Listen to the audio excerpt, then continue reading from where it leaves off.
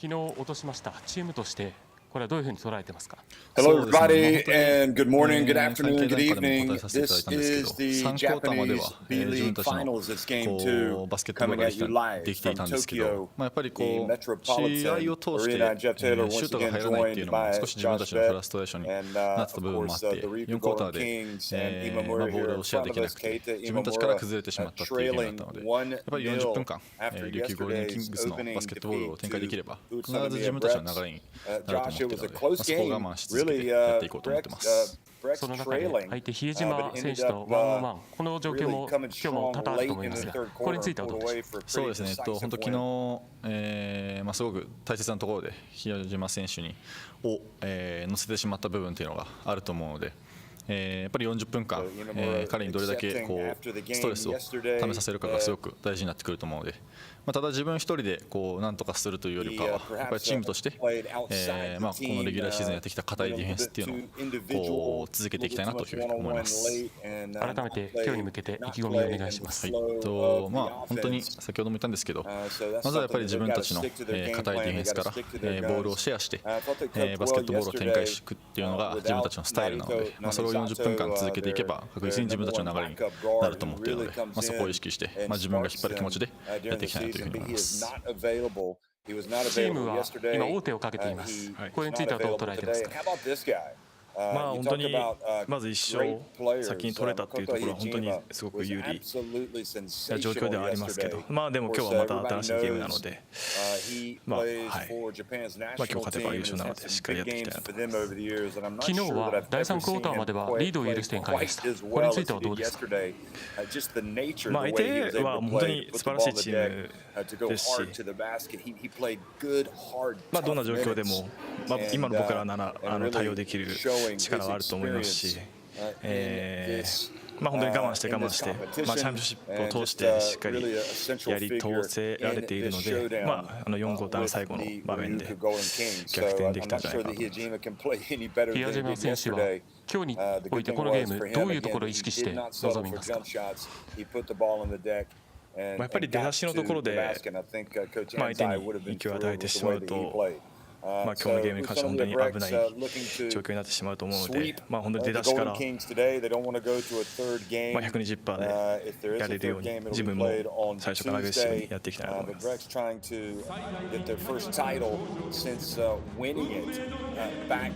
In year 1 of the B League. Of course, RYUKYU Golden Kings trying to get their first title in the B League, and this is a team that had the best record during the regular season, including a couple of victories over this very UTSUNOMIYA Breks team. So I think we're having some issues. These two teams, and as you mentioned, Makoto Hiyajima, he is going to be the key for tonight, as he was the player that stepped up last night. UTSUNOMIYA Breks, one game away now from winning the B-League championship again. Hey Josh, glad that you're with us today. Bright and early, spry, wherever you are in the world, we are watching the B-League championship, and they were so decisive yesterday, Josh, in the end. Were UTSUNOMIYA Breks that it's almost you almost forget that RYUKYU Golden Kings led for much of the contest, and it just everything kind of went sideways for them, literally right at the end of the third quarter. As we get a look at those referees, so perhaps RYUKYU Golden Kings they'll be able to put things right today and come out and win. But I remember you talking yesterday from the very beginning. You really liked Breks' chances of getting the win yesterday.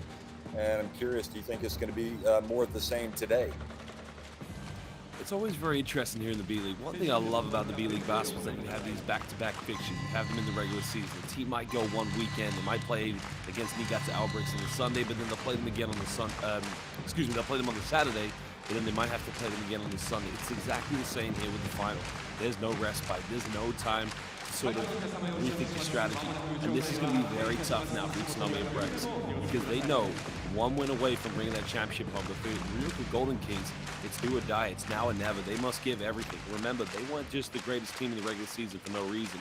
This team really needs to come ready to play. This one, Jeff, I'm going to go Breks one more time to bring the championship home.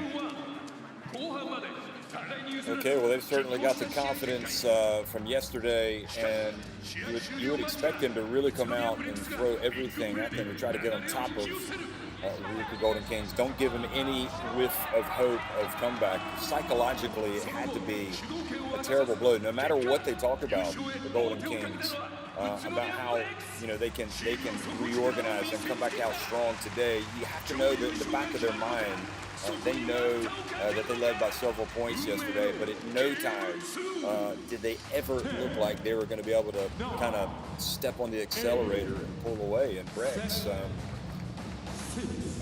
plenty of weapons. They've got some great play from the perimeter, but yesterday, again, it was their commitment to getting good shots, to driving in, and to the point to where even though they gave up a huge first half to Jack Cooley, it was kind of irrelevant in the end because they just got what they wanted at the end. And Fotu came to life in the fourth quarter. Josh Scott came to life in the fourth quarter.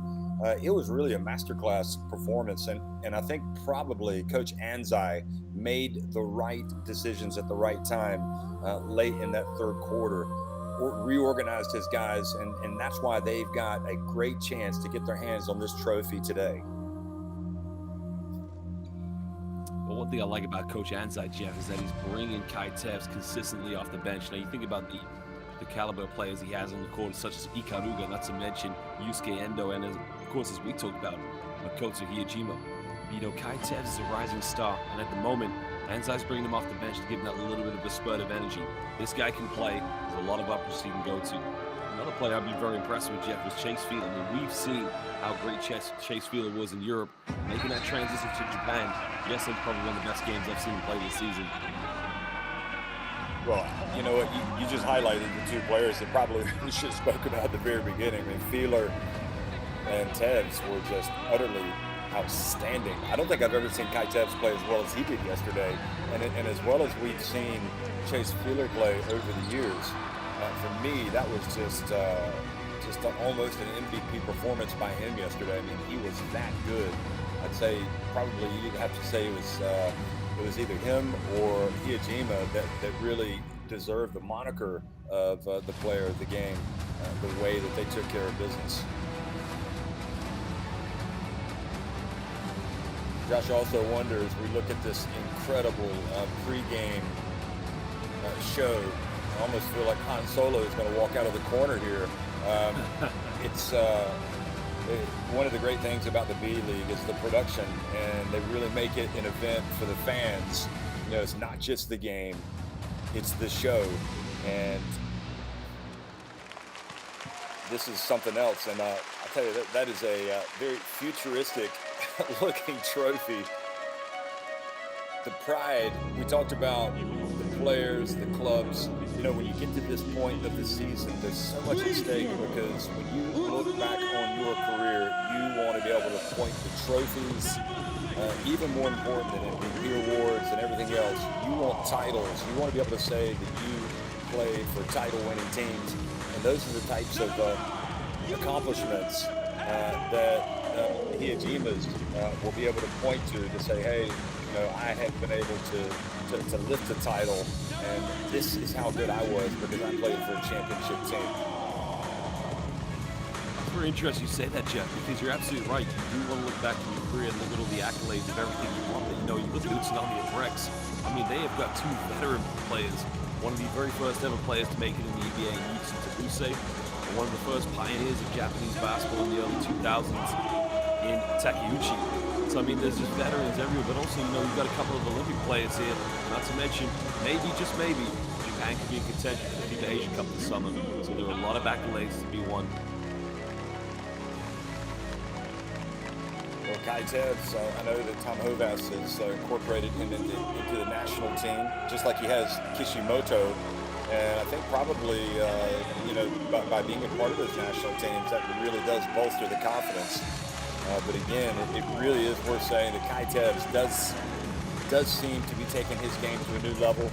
And we saw some brilliance from Coach Flippin in last year's championship with Chiba Jets. So much so that RYUKYU Golden Kings were very keen to get him in and He's had some highs and lows, but you know, I think we've seen some real toughness from him in these big moments as well, and I only expect him to get better and better as time goes on.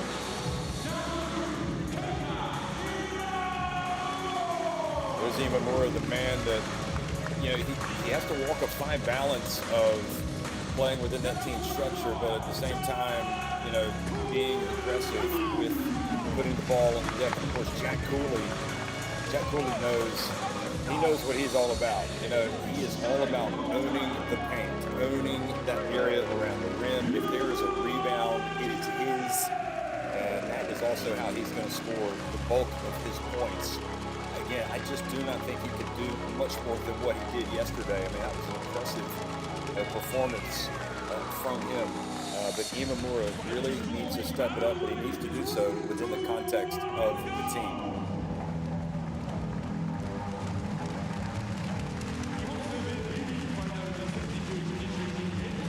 So starting fives, Josh, we got Dwayne Evans, Imamura, Coach Flippin, Jack Cooley, and Kishimoto for RYUKYU Golden Kings on the left. And we've got Ikaruga, Iajima, Isaac Fortu, Yusuke Indo, and Josh Scott for UTSUNOMIYA on the right. Well, it's interesting they're going to bring Alan Durham off the bench this game, Jeff. Again, the same thing goes for UTSUNOMIYA Brex. I mean, two options to be coming off the bench for them, as we mentioned. It's going to be Chase Fila and Kai Tebs. But I think this is going to be a different basketball game today. I think Golden Kings are going to give it everything. Remember, this is a team that hasn't had the B-League championship before, unlike UTSUNOMIYA Brex, and they desperately want to take this to a game 3.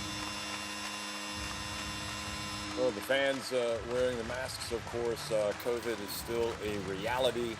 But it is wonderful to know that we've got the fans back in the arenas and creating this electric environment.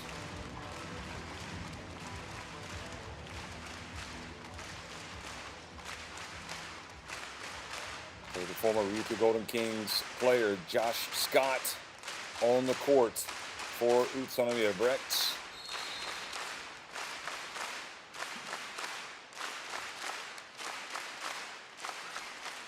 Goes up against Jack Cooley.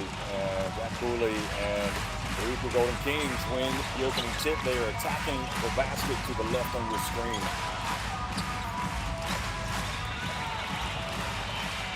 But the rest for the weary. Everybody, we're back underway here. Game 2, Imamura puts it up, and just like yesterday, misses, but just like yesterday, Jack Cooley goes to work on the glass. Well, that's what Jack Cooley's got to do right now. He's got to try and get the foul trouble going for the bigs. If he can get Isaac Fotu, possibly Josh Scott into a bit of foul trouble, it's going to force Coach Anzai to make a rotation early on.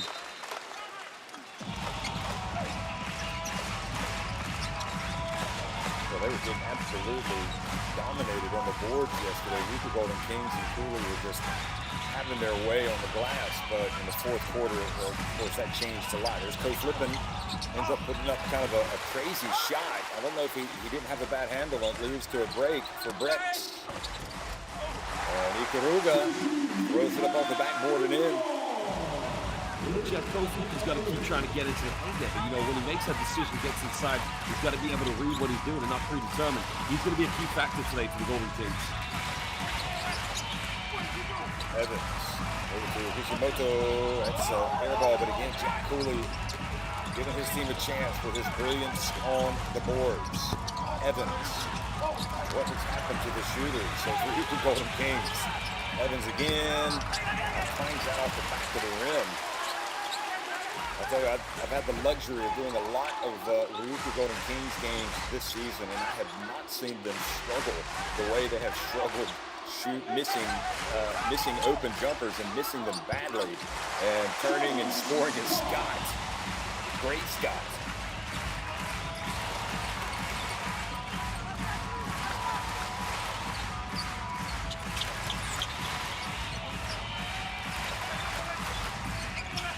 Imamura, little runner from the baseline. Not the start that Golden Kings were looking for. Clearly.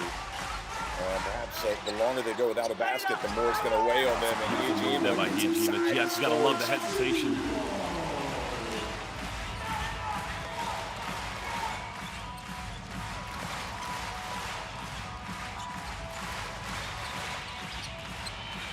Kishimoto back to Evans. Co-flipping. Good time for him to drive, get something happening. Puts it back to Evans. And traveling at 3 seconds. And it almost feels like this Golden Kings team has started with a hangover from the last 12 minutes of yesterday's game. Well, Jeff, it's interesting because you also said that you covered a lot of games with the RYUKYU Golden Kings. Likewise, I've been covering UTSUNOMIYA Brexit season long. You know, we understand each team's strengths and weaknesses. One thing about the Brexit is it's just a collective unit. They don't play within them. They play within themselves, excuse me.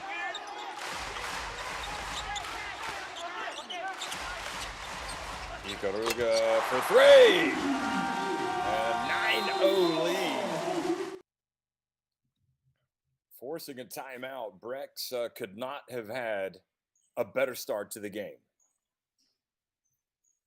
Well, what I like about that play, Jeff, of course, they throw the ball down low. I think that one went to Josh Scott, of course. You know, cements a bit of position in the low post, draws a bit of defense, a little bit of help side, and kicks that one out to Ikaruga. And again, that's a difference between a high shot selection you see from the Brex. RYUKYU Golden Kings, it's all free-for-all right now, just like it was in the fourth quarter yesterday. Well, this was the great move by Hiyajima. The double comes, then flipping. Looks like he's going to go guard the man on the perimeter. Here he is, right here. Look, and then he lets him go, and Hiyajima just has an easy turn and scores. And Ikaruga scored 5 of his team's 9 points, scoring on the break and scoring with that jump shot. And there's just one team right now that is very comfortable, very confident. You're looking at it. And there's another one that is really battling mentally. And that is the RYUKYU Golden Kings. And really, typically, this is the time that you would expect to see Imamura, I think, come out and really get it going.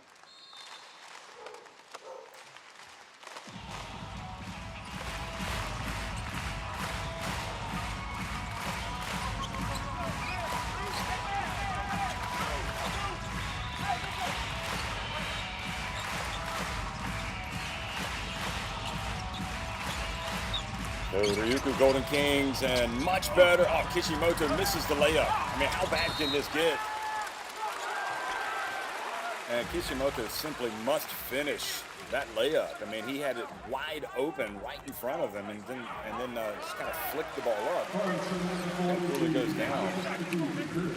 You see the end of it, and then Jack Cooley got kind of a wayward hand to the face. The foul called on Fotu, and Jack Cooley made a meal out of it in the end. But even so, I think that's number 2 on Fotu now.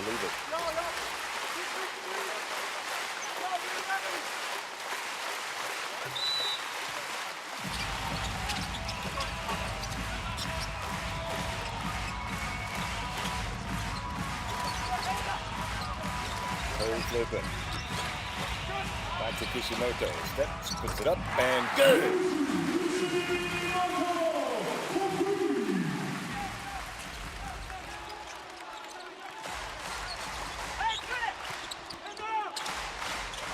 If that made shot changes the outlook for RYUKYU. Endo gets it back to Scott. Tough shot from Scott. And strong rebound from Evans, who rebounds and runs.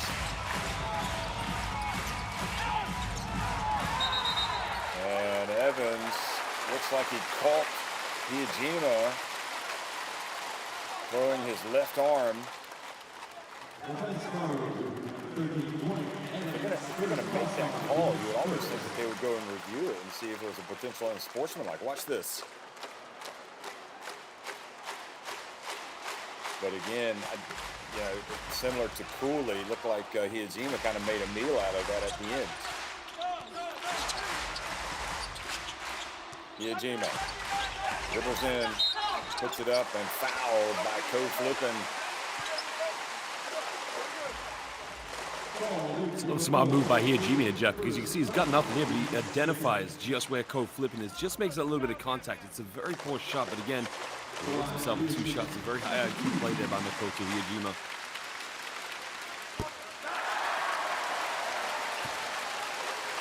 RYUKYU Golden Kings will take anything they can get right now. Some missed free throws, so be it. Ujima trying to go 1 or 2 at the line.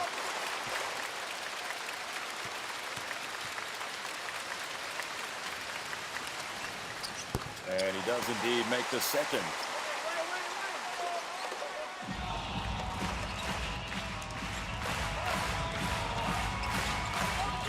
Well, as bad as it's been for RYUKYU Golden Kings, if they hit a 3, they're only down 4 points. Shimoto.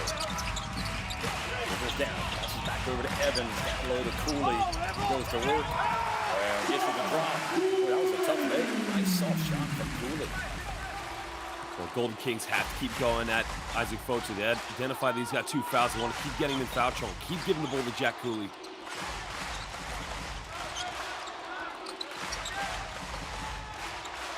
Ikaruga, will it be a second 3? Yes, it will. It'll be hard to call him an X factor since he's in the starting lineup, but again, maybe not the first person that you think coming out and setting the tone for his team the way he has. 8 points already for Ikaruga in the game not even 5 minutes old. Kishimoto drives in with the left hand. Another one. Imamura for 3. Oh, boy, that is a good sign for RYUKYU Golden Kings.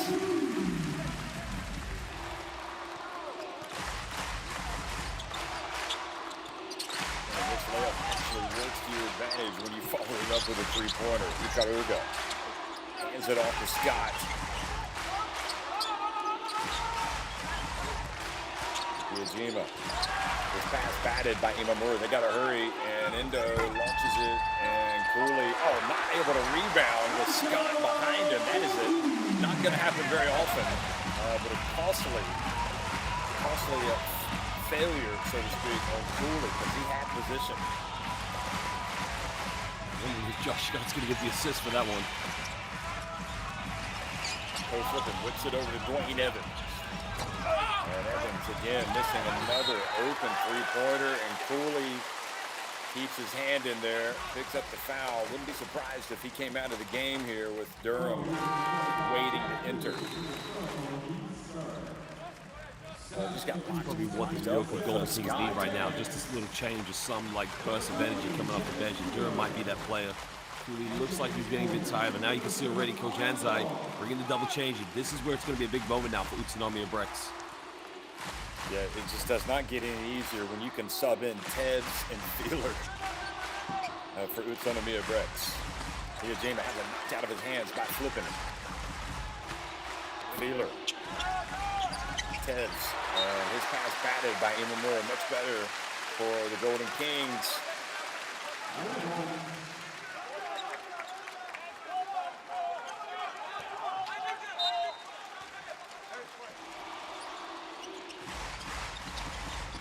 Big pass to Ujima, and great work from Cooley, able to knock it off the rim so it wouldn't go in. Now Coach flipping, and he's fouled by Ujima just as he crosses midcourt. That's a frustration foul right there, Jeff. See, he missed a wide open layup when he had a good pump fake, but then again, there's really no need to commit that foul. You have to be very careful. They don't want to pick up too many early on.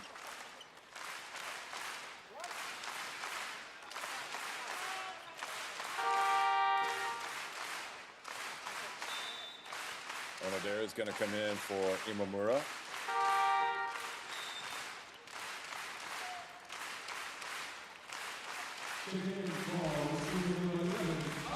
It's almost a shame that you see him coming out of the game because it seemed like he was just kind of getting into the flow, but Okatani needs to manage his minutes.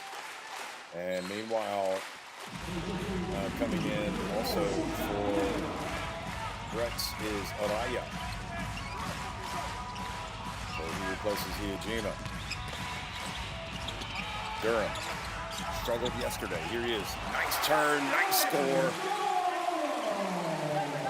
There's a man that understands the moment, the sense of urgency that he has to have. Great start for Alan Durham.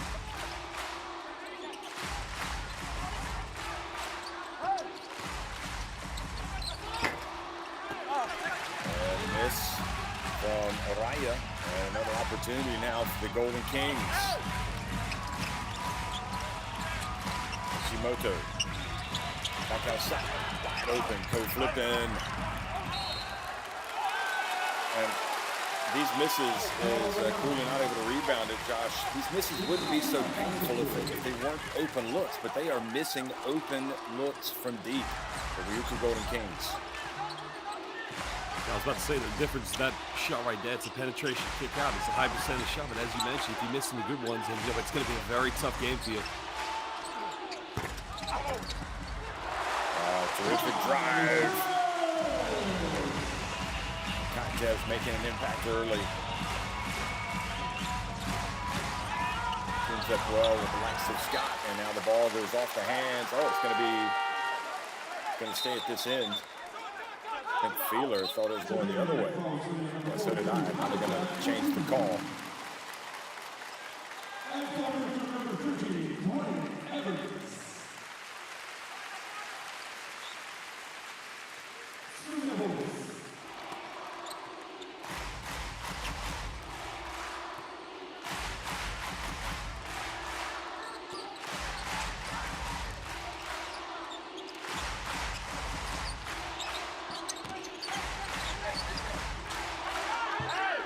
Feeler might take advantage of Kishimoto. Going to pass it back out. Open Tevs, and well short, but Ikaruga sneaks in there for the rebound. Great work from behind. Guard Kishimoto.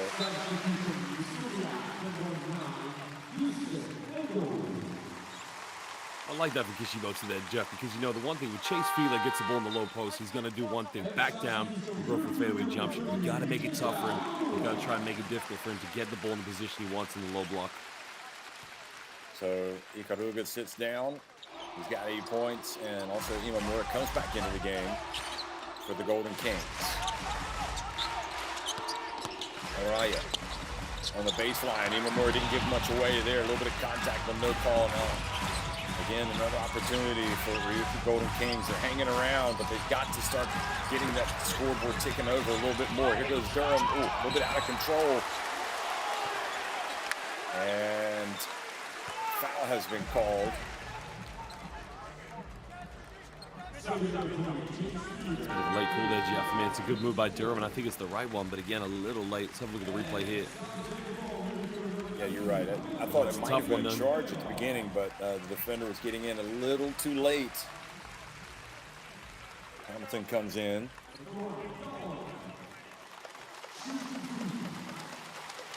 So Kishimoto is going to have a seat. Remember, no Namizato, which is a big absence for this Ryukyu Golden Kings team. Durham, meanwhile, now has 3 points.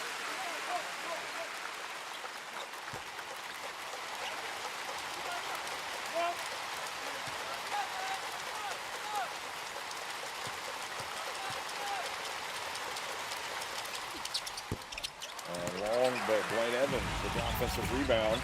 Could be a 4-point trip down the floor, 3, and Imamura misses the jumper on the Derek. Great hustle, but he was out of bounds. Jeff, to me, that's a really bad shot by Imamura. To get the offensive rebound on the free throw, you've got 14 seconds. Get into a set offense, play patiently. Again, it's very much a 4 seconds from the Ryukyu Golden Kings.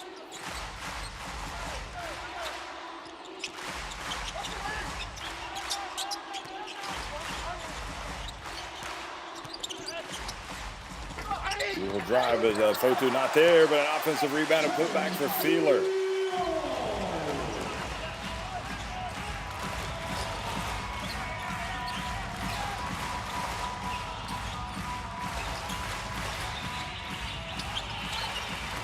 More over to Durham, spins, gets in, goes up strong, misses, follows the miss, and the foul has been called. Well, it sure isn't pretty for Ryukyu Golden Kings.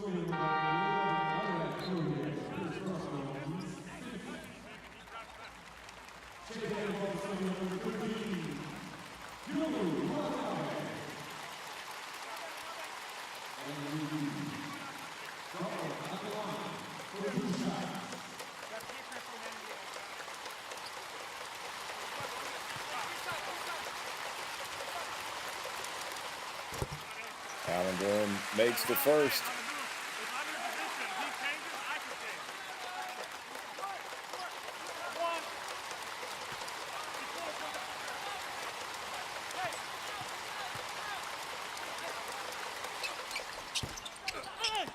And 0-2 with the rebound. Again, struggling offensively. It's kind of like they have carried over that hangover from yesterday, RYUKYU Golden Kings, when they really were off. Durham, another opportunity. And the charge. I'd see the replay of that one, Jeff. I'd like to see if you got set in time for that. Yeah, I was thinking the same thing, Josh. Oh, I can see right there. It's on the screen. That makes sense, yeah. Yeah, it's on Adair with the foul.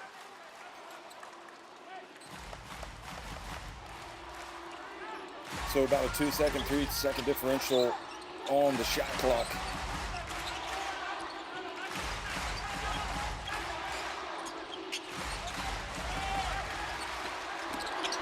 And Feeler, wow, looked like he was going to dunk it and ran into a wall right at the end. And putting it up, and a foul called as Watanabe gets into the paint. So Watanabe will go to the line. Again, you know, the RYUKYU Golden Kings, Jeff, they have no one to blame but themselves. You know, they did very well on defense. They switched on the screens. They forced a tough shot. You got to box out and get the ball. They could have had 7 seconds to get one last shot, but what have they done? They've given the Brex 2 free throws.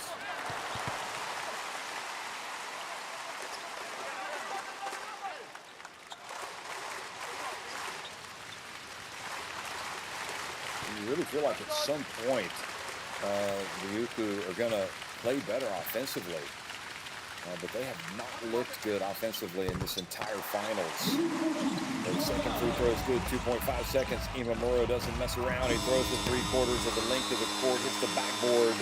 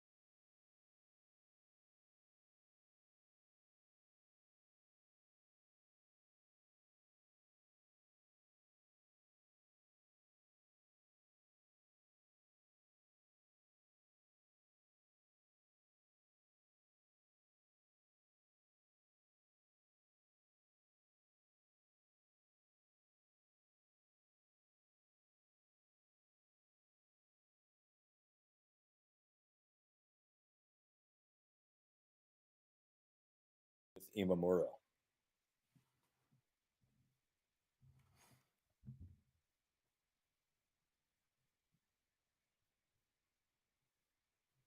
So I don't know about you, Josh, but what specifically do you think that the Golden Kings should do right now to cut into this deficit, other than just make shots? Well, you're absolutely right there, Jeff. I mean, at the moment, the one thing I'm seeing about the Golden Kings, they have a lot of success putting Alan Durham in the low block. One thing they could do about that, he's very quick. If he's guarded by Isaac Fotu or maybe Chase Fila, try to get him as many good looks as possible. If the doubles come, then you kick it out. I mean, this team can shoot from the perimeter, but they are struggling at the moment. But we got to keep shooting. You have to keep shooting the basketball. Iajima for 3, and Evans. Boy, how badly they need his offense as well. Here he goes. He drives in and throws it down. Better there for the Golden Kings, Jeff. You can see just catching UTSUNOMIYA Brex off guard on transition. I mean, if they can get out on the fast break, that's another thing that can keep them in this game.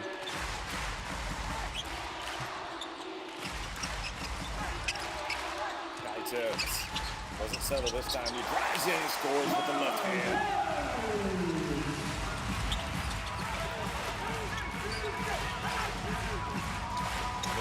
jumpers. Then you don't settle, you drive, and that's what Kyle did. And both teams now get to the basket. Hamilton. They pass it around. Kishimoto over to Evans. Takes his time. Still cannot get it to drop. Dwayne Evans. Jeff have gone back into that 2-3 zone like they did yesterday. But again, RYUKYU Golden Kings making life very difficult for themselves, trying to break it down. Evans 0 of 4 from three-point range, and is a team, RYUKYU Golden Kings just 2 of 11.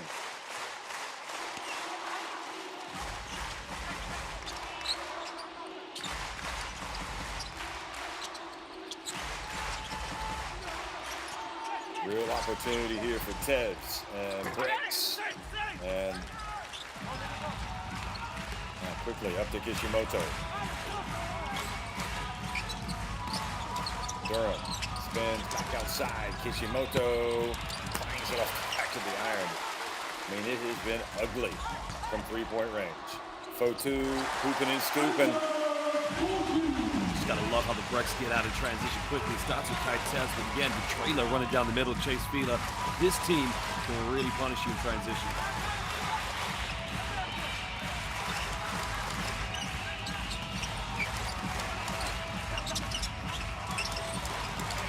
Evans. Shimoto.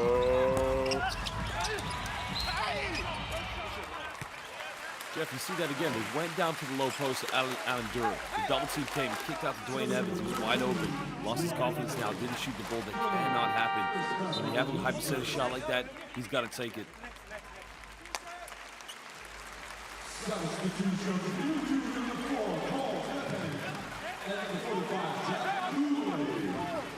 Well, I'm not actually sure what Watanabe was complaining about. I mean, from the replay, it looked like he pulled down on his right arm. It could have been an unsportsmanlike foul. Wasn't really playing the ball. It may have been something that happened before that he was complaining about. So the former Golden King himself, Josh Scott, inside, wearing number 40 for Brex.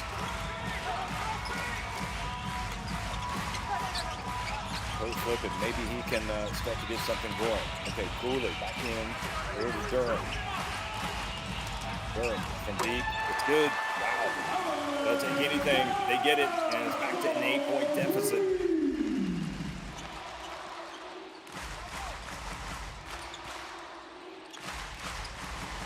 But that offensive flow clearly not there for the Golden Kings, and that's what has to worry Coach Okatane. Watanabe for three.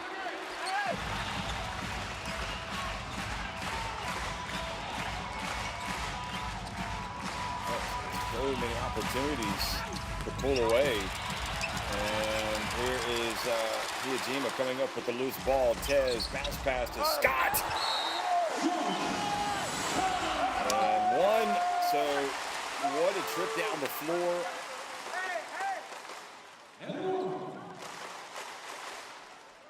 Comes after the turnover. Jeff, the principles of a fast break, you say to your point guard, get the ball to the middle, but he identifies that Josh Scott's behind him running as a traitor. Again, it's the intelligence, the know-how. This Brex team, they know all about each other. They play within themselves, and this is what makes them a championship DNA caliber team. So timeout on the floor, 10-point lead for Brex.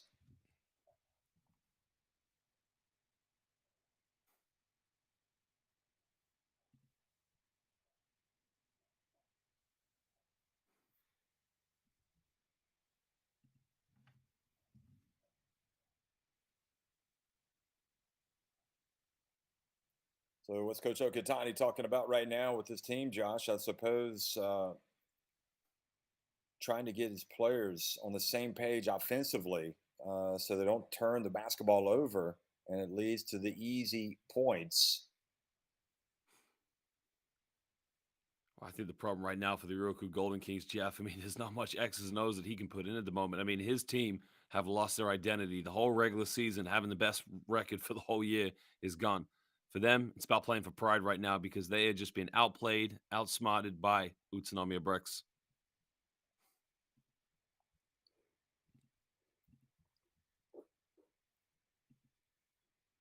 And it is worth remembering, of course, regular season is regular season, but Utsunomiya BREX did win.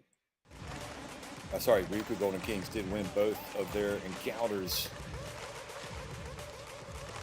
But you know, you feel like you're searching for someone, just one of these players to really grab the bull by the horns for RYUKYU Golden Kings, and there just is not one player out there that seems to be able to do that. Takeuchi checks into the game.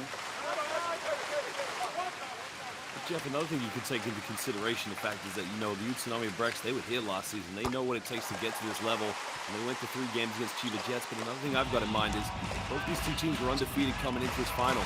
Maybe that first loss in the finals really has dampened confidence here with the RYUKYU Golden Kings.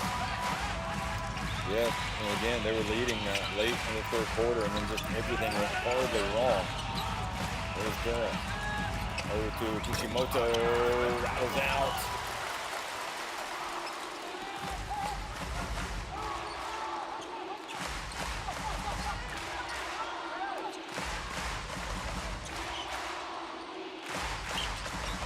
So the games become tougher, they become more physical.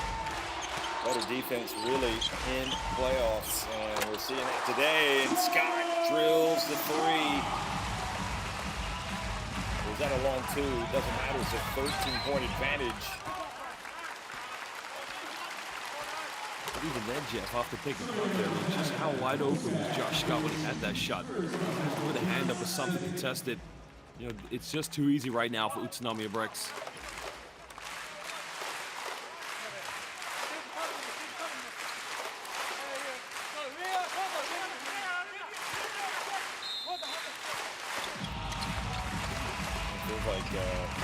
Feels like Coach Flippin could be potentially an answer here. Put the ball in his hands and let him drive. Okay, Imamura gives it back to Cooley. Cooley's demonstrating a soft touch today around the basket. It's back to an 11-point game. Any type of points off turnovers this RYUKYU Golden Kings team can get right now would be like manna from heaven. They need something. Ikaruga, though, left open, and they dodged the bullet. Oh, great work from Kishimoto to knock the ball away. Now he's going to drive in, and he is fouled by Ikaruga.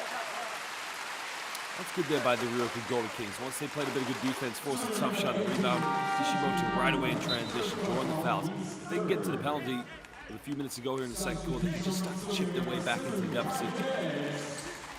That was an outstanding effort. Outstanding effort by Kishimoto to knock the ball away, to get possession. Because it looked like Watanabe was going to get the basketball. Or I think it was Watanabe. Or Indo, possibly. But anyway, it's Coach Flippin now, and a chance to get it back to 10, 9, or even 8 points. Imamura, a higher shot. Oh boy, just needs that to drop, but he settles for 2 free throws. Seeing a little bit more sense of urgency now for RYUKYU Golden Kings. Well, now that you can see Utsunomiya BREX, no more fouls to give here with over 5 minutes to go in the second quarter. This is great for the Kings. Any more fouls and they'll be going to the charity stripe. Exactly the thing you need to do when you're trying to chip back into a deficit.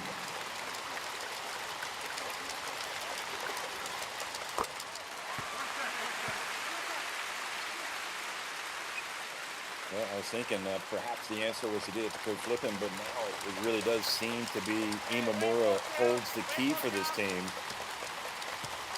Pick and pop, pick and roll, drive and dish. Here he is at the line. And makes both free throws to cut it back to a 9-point deficit. Feels like BREX should really be up by anywhere 15 to 18 points, but it's only a 9-point advantage. Feeler over to Tebs. Indo gives it back to Tebs. Now Feeler, he's got the mismatch on Coach Flippin. He backs him up, puts it up, and follows up the miss. Oh boy, that is a killer. He misses the shot, and nobody is there for the rebound. No Golden King, so Feeler with 4:45 remaining. 飛んでましたね。石井がいた。そしてベンドラメの。これがベンドラメ。一進一退の攻防、75対75。ラブが今やっていいんじゃないですか。ファウルしない。まだ行きません。ただシュートに行ったぞ。決まった。三河がリード。ということは選択肢が広がります。さあ0秒9。ここですよね。ふわっと掘り込んだ。すごい。ブザービーター逆転勝ち。琉球ゴールデンキングス。ビデオ判定しないですね。ダーラムでした。ちょっと待ってくださいね。アリウープで飛ばして。ちょっと待ってね。まだ決まってないですね。レフェリーがもう一度ビデオ見ます。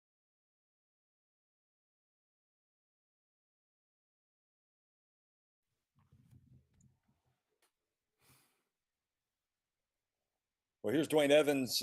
One of the good moments for him, taking it all the way in for the dunk, and as Imamura, picks up his game. Dwayne Evans, another candidate to really get it going. Two issues there. You feel like his confidence has been impacted, as you alluded to, with so many misses. So he's a bit reluctant to take those shots. And the defense just going back to the last offense there by the UTSUNOMIYA Brex. I mean, they get a ball reversal, they get a few screens, and they get the defense to shift, and they get a bucket right at the end. The difference between these two teams is how well they move the ball and how well the players move off the ball. The RYUKYU Golden Kings is very static right now. Well, they're just spreading it. Well, Graham left open.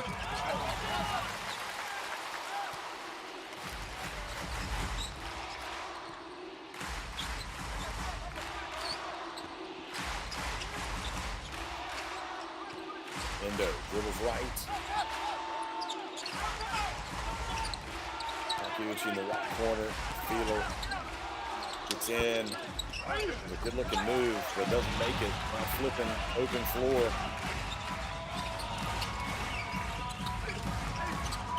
Oh, nice handoff.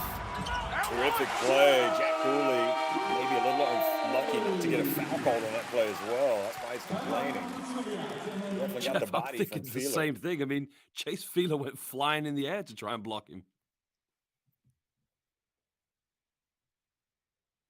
Now this is great passing. They're trying to play fast, not allow that defense to get set. Watch the finish here. Chase Feeler looks like he's on the track and field team. I agree with Jack Cooley. That's an M1 to me. Yeah, he definitely touched him. And you don't want to read lips, folks. We think we pretty much know what he was saying, Jack Cooley. But when things are not going your way, they are not going your way, and you just have to dig in and keep scrapping away. We have seen some causes for hope here. You talked about the being static on offense, this RYUKYU Golden Kings team, but on that occasion, quickly pushing the ball up the floor and trying to get a quick basket. And they were successful, and also just a little bit more sense of urgency from them, because they know that they are in danger of seeing this lead get out of hand. Brex, they've been up around 10 points now for the past 10 minutes or so, and they just have not been able to really pull away. I don't know if that should cause any alarm for them, because at some point you would feel like this RYUKYU Golden Kings team would start making some shots. If you go back to the last offense, Jeff, I mean, it was Chase Feeler had a nice little play down the middle, and he went for a little jump hook, but he was being guarded by Cole Flippin. And, the thing about the Brex, they don't really go for a shot until 10 seconds into the offense, because, they go through a few pick and rolls, they go through a few switches. They want to get the defense to have a mismatch. So I think if they keep being principled, it's going to be fine for them. I can't see the Golden Kings coming back if the Brex keep playing like this. Well, you would think we would have to start with the defensive pressure, maybe up top. You see Coach Flippin trying to deny Iajima the basketball. So Kyle gets it back. Kyle now he gets in, passes to an open Feeler, and it goes out. And Evans with the rebound. And I suppose if you're Ryukyu Golden Kings, if you deny them their first and second option, they'll settle for Feeler shooting that shot. Alan Durham definitely bumped as he gets in by Feeler. 2 free throws coming for Durham. It's much better for the Golden Kings, Jeff. They can see a little bit more structure to their offense. A pick and roll there, and Durham has a little mismatch right there. Case Wheeler's got to commit. Leads to a help side, a little bit late there by Josh Scott, but now he's going to go to the free throw line here for 2 shots.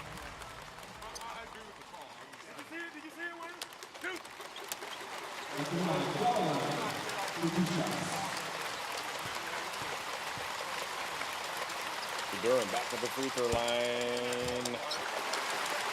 And it just snowballs, doesn't it? When things are not going your way, it just feels like nothing works. Durham's a good free throw shooter, but he's missed a couple today. And there he misses 2. Boy, that is brutal for a team that's trailing by 9 points and trying to stave off elimination. Yajima, the switch comes with Durham. Now he passes over to Fotu. Yajima dribbles, gets it to Fotu. Oh boy, what incredible patience and determination by Yajima, and Fotu knew exactly what was happening.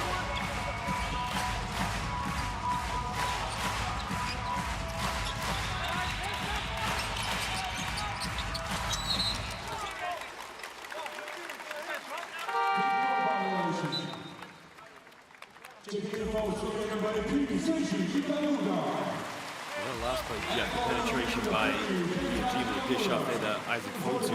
It's a case where it's help the helper. The penetration comes by Hijima right here, and there you can see Hamilton's got to come over and help, but Hamilton's got it Fotu. Somebody's got to step over and help the helper. Very poor team defense there from the Ryukyu Golden Kings. And then sometimes somebody's got to help the helper who helps the other helper. Kishimoto just keeps on going. Nice drive. Yeah, the basket is good. Josh Scott quickly. Oh boy, that is a killer. Hustles down. He is so good with his left hand, isn't he? He wanted an and one. They just do not settle for jump shots. I mean, they were just bound and determined to get those high percentage looks. Imamura, meanwhile, takes the bump and gets rejected by Josh Scott.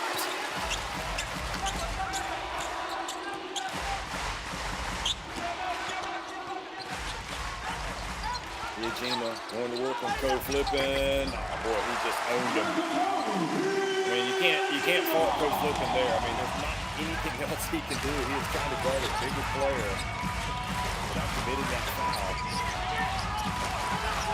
Hands up.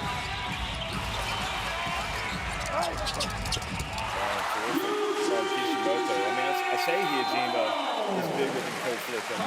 He's not that much bigger, but it feels like that post-up is there, especially if he backs him up quickly. So timeout called again. Brex comfortably ahead here late in the first half.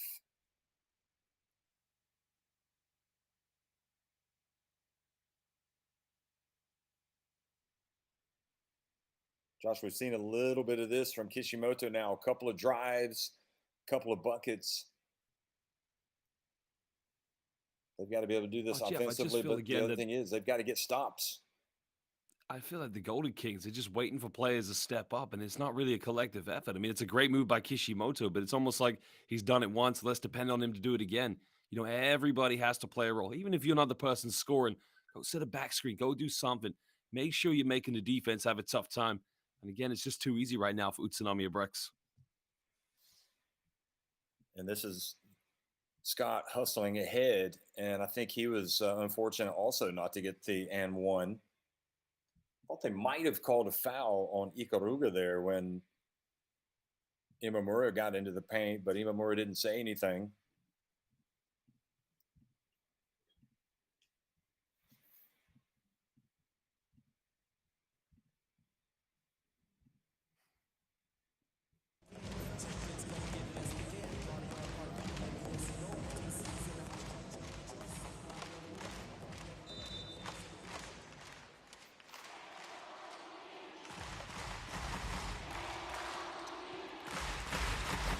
We're in the Metropolitan in Tokyo. It is game 2 of the Japanese B-League Championship Finals.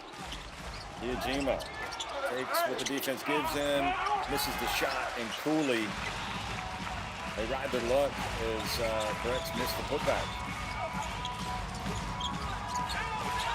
Evans goes fast to the corner, Coach flipping wide open. Confidence in the shot, just not there for the Golden Kings.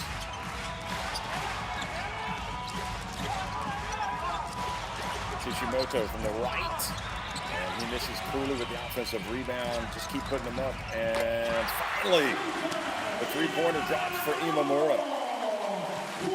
Brex forcing them to shoot the ball by playing this 2-3 zone. That's what Ryukyu Golden Kings need to keep doing. Keep getting those offensive rebounds, but keep pegging it from the perimeter.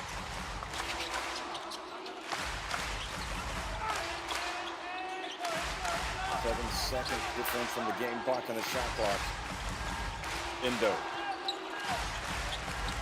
Kishimoto, Endo launches. And look at Foto get in there for the offensive rebound, and the foul has been called. Great work from the New Zealander. It's not a bad foul because it's only the second team foul, but it's going to be a baseline ball now here to the Brex. So again, another job here for the Ryukyu Golden Kings to get another stop before going into the halftime break.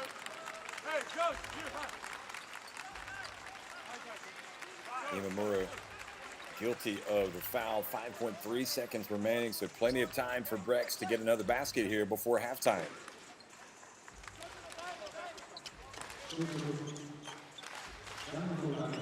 Give the referees credit. They do sit there and engage conversation with the coach. They know he's frustrated. They know his team's down, so they're going to listen.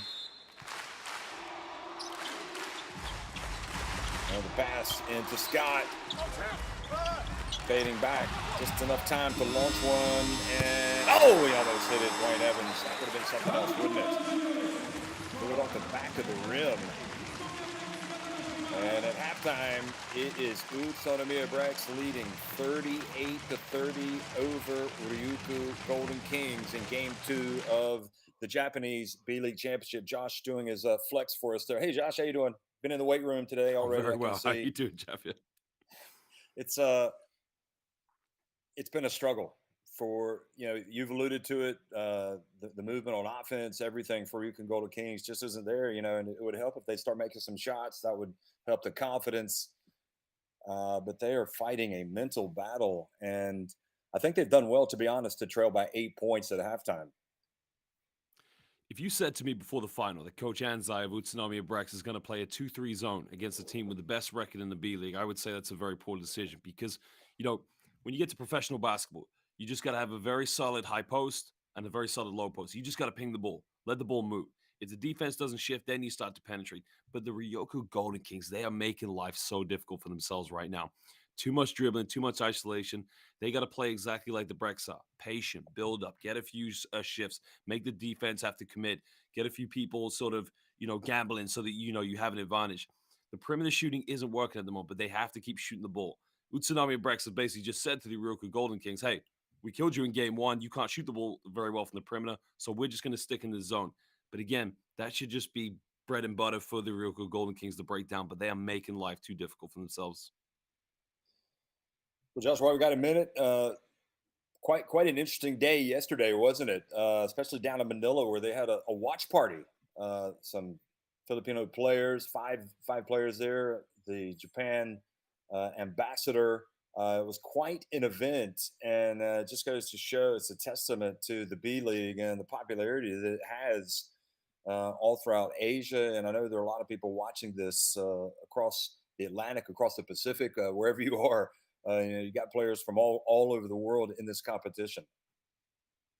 Well, we saw the Ravenna brothers, probably the two most famous players right now in Gilas Pilipinas. Not to mention Ray Parks Jr. was there as well. I mean, look, this is a very exciting time for basketball in the Philippines. Yep. I mean, absolutely. The Ravenna brothers have really kicked off in the B-League this year. It's been really big for them, of course. But no, some real big influences. Laban Pilipinas, Puso, as they would say, one of the greatest basketball nations in the world, some of the best fans as well. We also saw Anthony Sante there, who does what we do. And we always enjoy listening to his dulcet tones. Mr. Koshikawa, at the Embassy of Japan.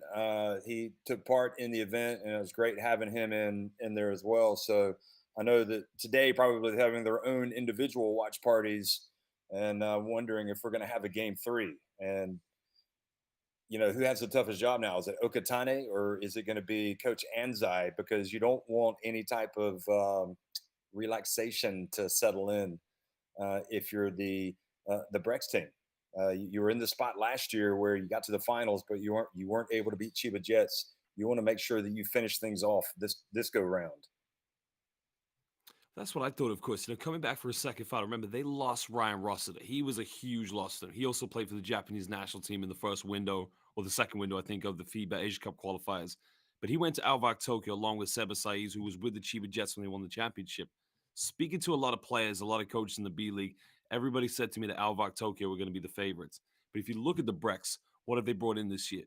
They brought in Chase Fieler, a very experienced player coming from the Basketball Champions League in Belgium and in Holland. And they bought Isaac Fotu, many years playing in Spain in the ACB, a New Zealand international. Basically, they brought in the right players. For me, I think Coach Anzai, it's a testament to how good of a coach he is. He's a great recruiter, but he also understands how to get his players to play his philosophy, and that is together. Well, they've definitely picked the right time of the year to be playing their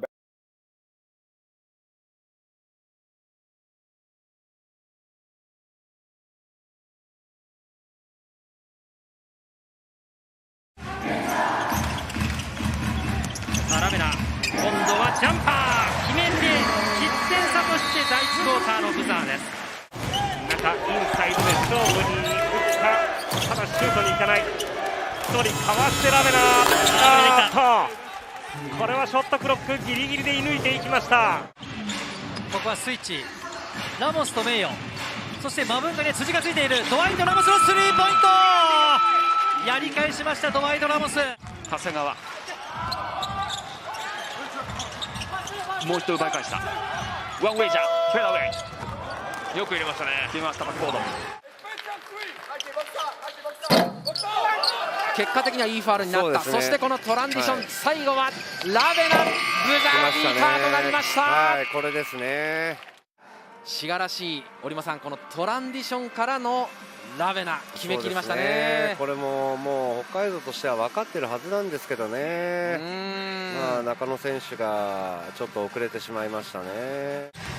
スコットとのマッチアップになっていますが、囲まれる。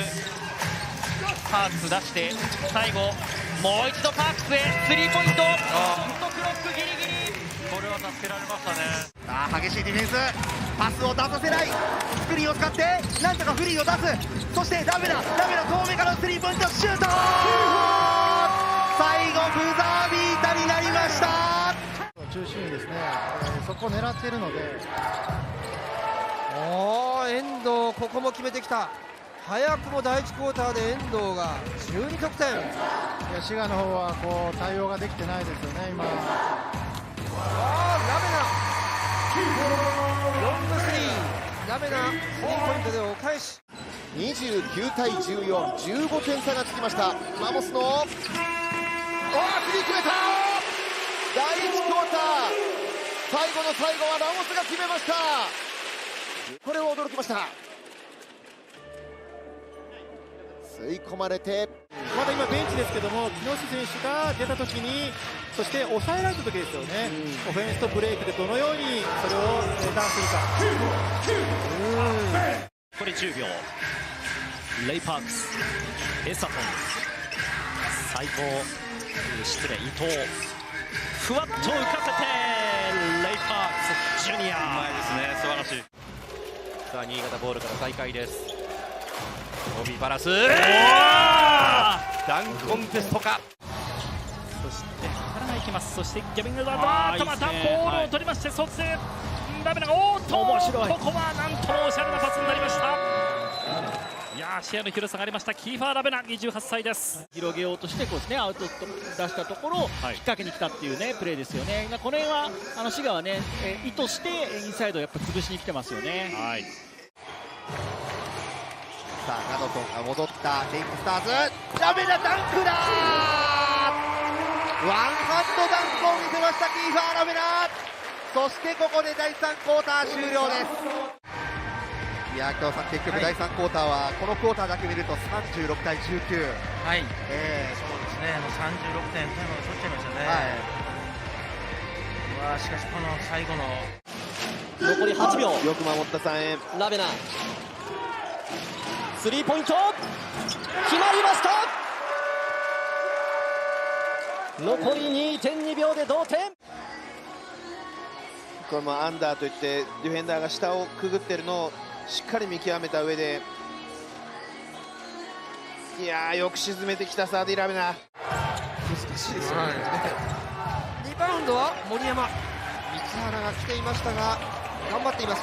おっとここには小原が、小原パスをね成功。よく走ってましたね。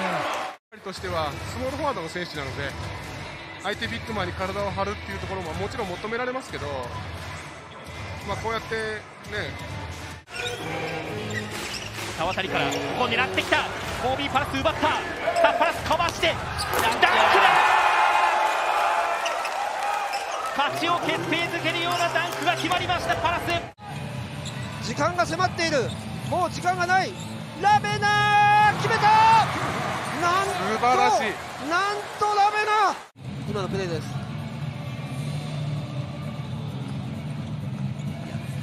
距離ありますよ、これ。もうここで 1.2 ですから、これエルボーあたりで2歩目なので、そこから持っていきました。5.8。あとわずかですね。小原選手、ファウルしちゃダメですね。サーディ・ラベナ、スリーポイント、ディープスリー、ここを決めてきました、サーディ・ラベナ。そしてここで第3クォーター終了です。今その3点差というのもメンタルかかりますし、ストレスがかかるんで、昨日とはちょっと違ったような形になりますね。もう時間はないところで、ここで打っていきました。これが決まった、これが決まったなんとラベナー。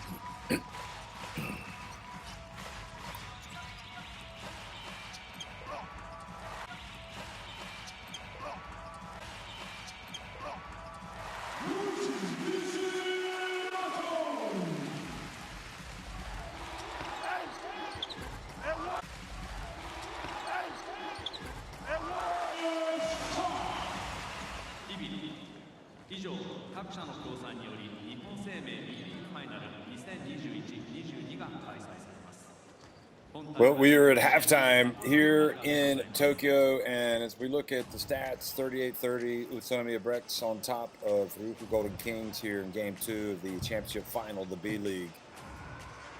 And certainly from a rebounding standpoint, Brex much better than they were yesterday. Well, both teams not really lighting it up from deep, but overall just a much more efficient work offensively for UTSUNOMIYA Brex. Much better ball movement. And Josh, also, it's interesting, points in the paint, 24 for Brex, 14 for RYUKYU Golden Kings. Just evidence of their commitment to get the basketball inside and to get those good looks. They've also got 10 points coming from the bench. UTSUNOMIYA Brex, just 7 for RYUKYU Golden Kings. You know what was a strange stat yesterday that's not so evident today is how much the difference in the rebounding was. Yesterday, the RYUKYU Golden Kings, I mean, they were just out-rebounded UTSUNOMIYA Brex, especially on the offensive boards. Today, you haven't seen that same urgency, and right now, I just feel that if they go for more of those, it's another way that they can get themselves back in this game. I mean, look, it's only an 8-point deficit, but you got to think about it. RYUKYU Golden Kings just really are out of favor and out of form at the moment.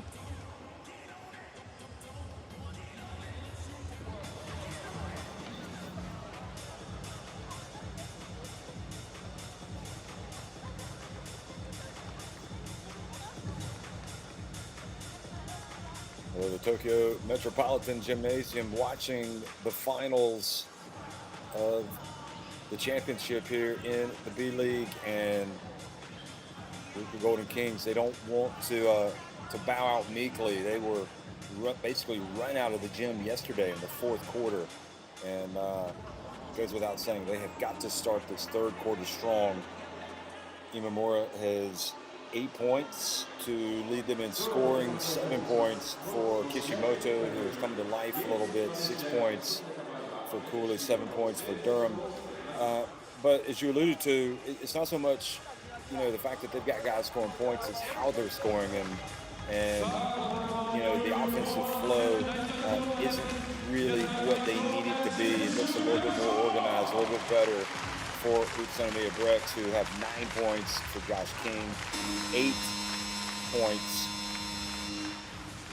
8 points as well for Ikaruga. All of those scored in the first 5 minutes of the game. And Fotu also has scored 6 points.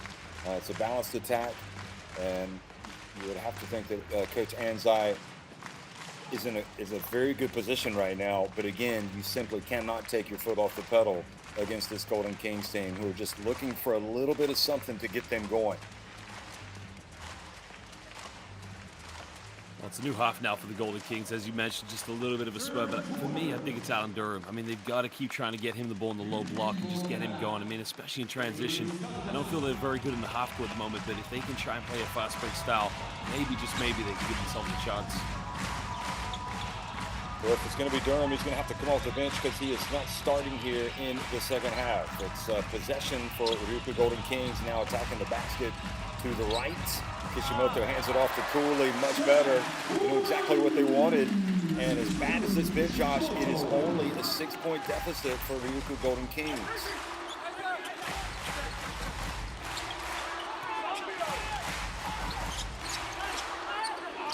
And Josh Scott's pass intercepted. Boy, they have called a foul. They had absolutely closed off the lane, but there must have been some type of push. I can see what UTSUNOMIYA Brex are trying to do. They give him the ball at the high post there to Josh Scott to try and bring Jack Cooley away from the basket. But again, you leave Scott that wide open, he makes that pass. You put a bit of pressure on him, you make it difficult for them. Well, that clearly was a foul. I mean, he just completely crashed into Isaac Fotu. Ikaruga, meanwhile, drives in. Oh, great work from Cooley to knock it off the rim. Cooley showing us a little bit of hops in this finals. Evans drives in. Tough move from Evans. Oh, boy, how badly do they need his skills on offense?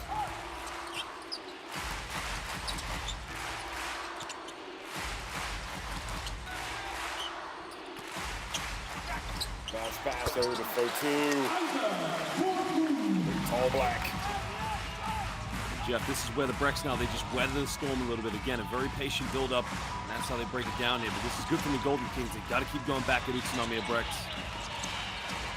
Kishimoto picking up his dribble, almost turning it over. Oh, Imamura, and have to go back to the one-on-one game. Imamura Steps back, puts it up, desperation. And the ball falls to Cooley. Oh, what a break for the Golden Kings. You like that, Jeff? You like that for Cooley? As soon as he dunked it, he looked at the crowd and he just let them know, we're not out of this.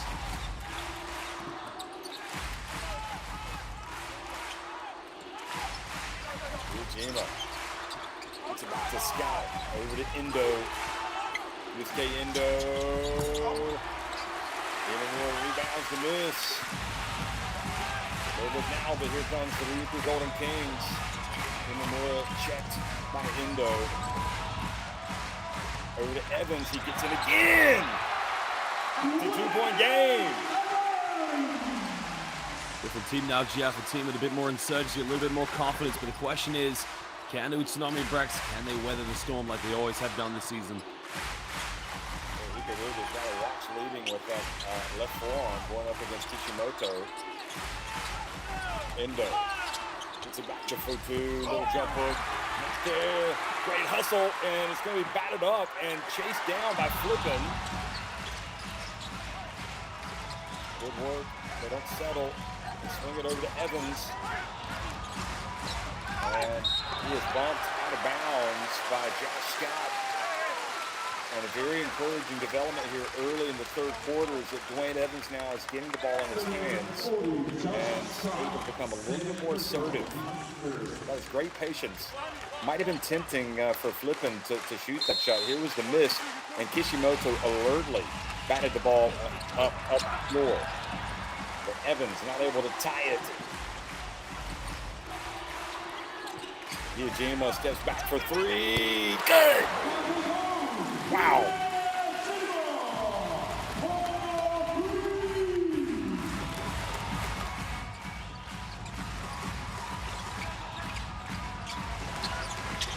Cooley gets in with that left-handed jump hook. Really been impressed with his offense. Had a good touch around the basket in this finals. Ikaruga, meanwhile, and again, they're just kind of like weathering the storm. They're going down now. There's 2 consecutive possessions where they have answered. Well, Kishimoto got into Seiji Ikaruga. That is a mismatch all day long. The Breaks are going to probably think now, let's get Ikaruga in the low block and let him post up. I mean, look at the height difference there. Beautiful jump hook there by Seiji Ikaruga.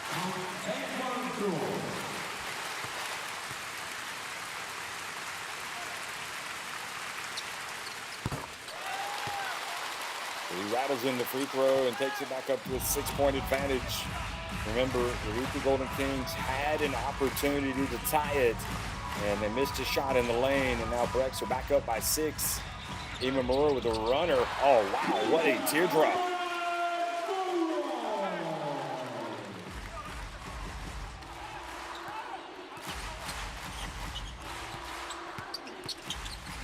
Oh, beautiful reverse. It's not there. Nobody boxes Josh Scott out. Well, the Kings just getting caught ball watching there, just hoping that the layup was missed. But as you mentioned, nobody putting the body on Scott, and that's going to be a very punishable act there.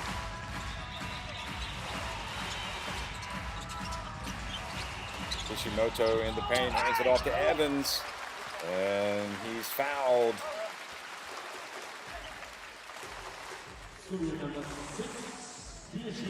Ryukyu whistled for the personal. And again, this just is where it becomes so difficult for the Golden Kings. There's no let up when Feeler comes in, and that was a clear hack by Ryukyu. That's a foul day long, that one. Is that not an unsportsmanlike? I mean, he's not even making an attempt on the ball. I think you're right on that one, Jeff. We've seen that call very many times. Well, they've called it, haven't they? No, they just haven't gone up to the line yet for the second.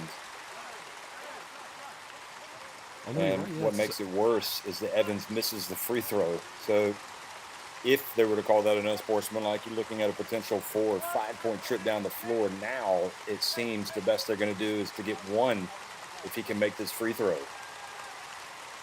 Jeff, the amount of international basketball that we see and we cover, I mean, 9 times out of 10, you probably see the officials review that one, of course. I mean, there was no attempt to play the ball.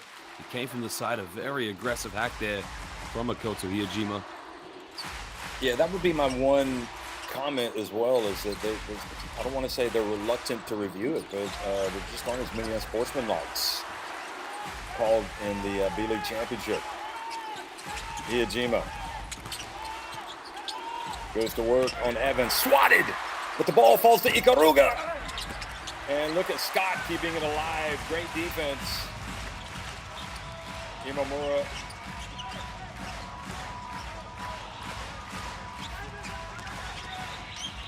Evans, will it finally? No, still off the back of the iron. Just can't buy a basket from three-point range.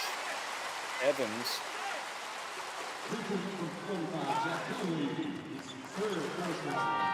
And as long as they struggle to put it up from deep, they're going to give it to them all game long.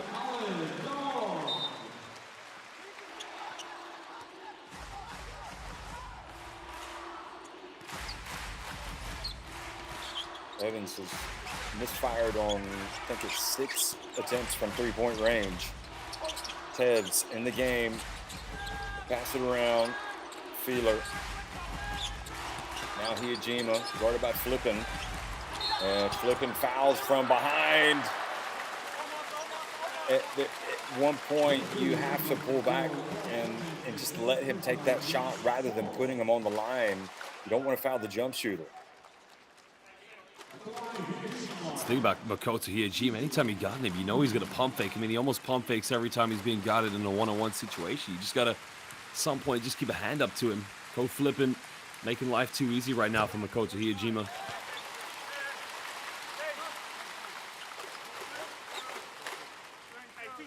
It's definitely been the Golden Kings' best quarter of the game, but they're still down by 6 points.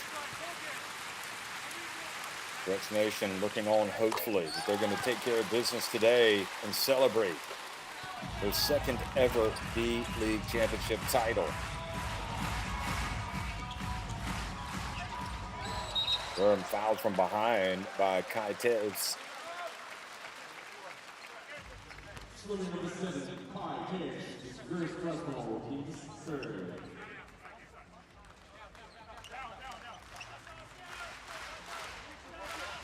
There's a coach that knows this thing is far from over. His team only up by 7 points, but they have been impressive with how they've been able to go back in front by several points. Coach Flippin picking up that dribble. Here's Kishimoto. I mean, it's been so bad, the three-point shooting for the Golden Kings. You just wonder why they would even attempt one at this stage of the game. Ikaruga over to Scott. Scott takes it down low. Great work on the boards from both teams, and Scott puts it up, dunks it home. That's a confidence killer after playing such great defense to force him into a tough shot. The loose ball comes, and Josh Scott just reminds the Golden Kings, this is my house. Oh, what a spin from Durham.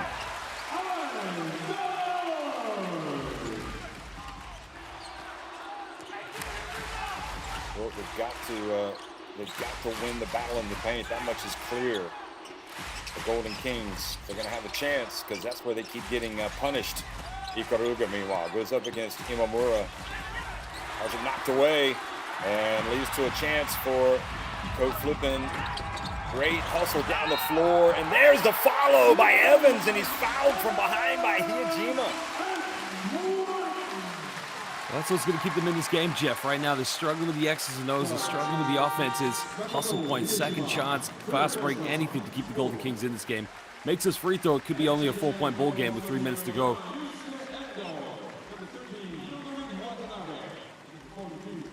Great work from Imamura to knock it away to trigger the break, and then Flippin thought he had an easy one. And that is a great example of why you hustle down the floor. Make yourself available. You got to follow up those misses. That's where Evans is getting all of his points, and Ryukyu sits down with his 3rd foul. Evans reduces the arrears once again to just 4 points.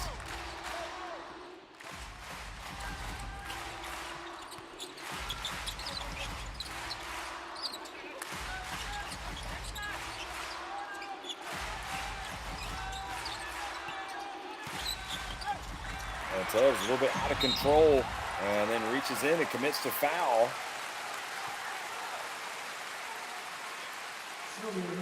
Forcing the issue. And you take Hyojima out of the game, and you do lose one of your players that has the capacity to create, back his way down low, and to get something. And you wonder how long NISSAY will keep him out of the game. Meanwhile, Coach Flippin and the RYUKYU Golden Kings with a chance to pull to within 2 points, maybe even one if they hit a rare. No, it's going to be the free throws rather for Imamura. These are crucial. And, well, what can you say?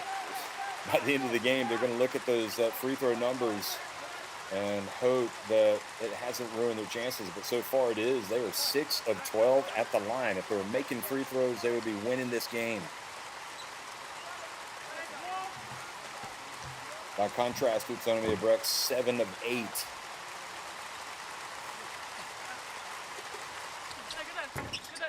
Wow. This game is so hard to figure out sometimes, isn't it? It's just the confidence and the identity is gone now, the RYUKYU Golden Kings. I mean, you know, if you ever thought of a time to search down and look for it yourself, this would be the moment for them. Missing free throws, missing three-pointers, just doesn't seem like them this season.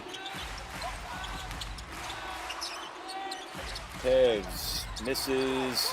I don't know if the shot was blocked. Evans goes and hard to the basket and scores again. He's been really, really strong doing that very thing, and you almost wonder if really that's the only thing he should be doing, because he's almost unstoppable, Evans, when he does go to the basket. And that last one forces Brex to call timeout. Well, I think Coach NISSAY is a little bit perplexed from his players at the moment. You know, we talked about weather in the storm, but I think he just needs a little bit of leadership from some of his players to really step up and play very calm and composed basketball.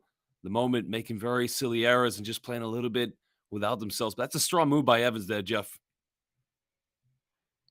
Yeah, I don't think that Feeler needs to go for the block there. He's almost fortunate not to give up a foul.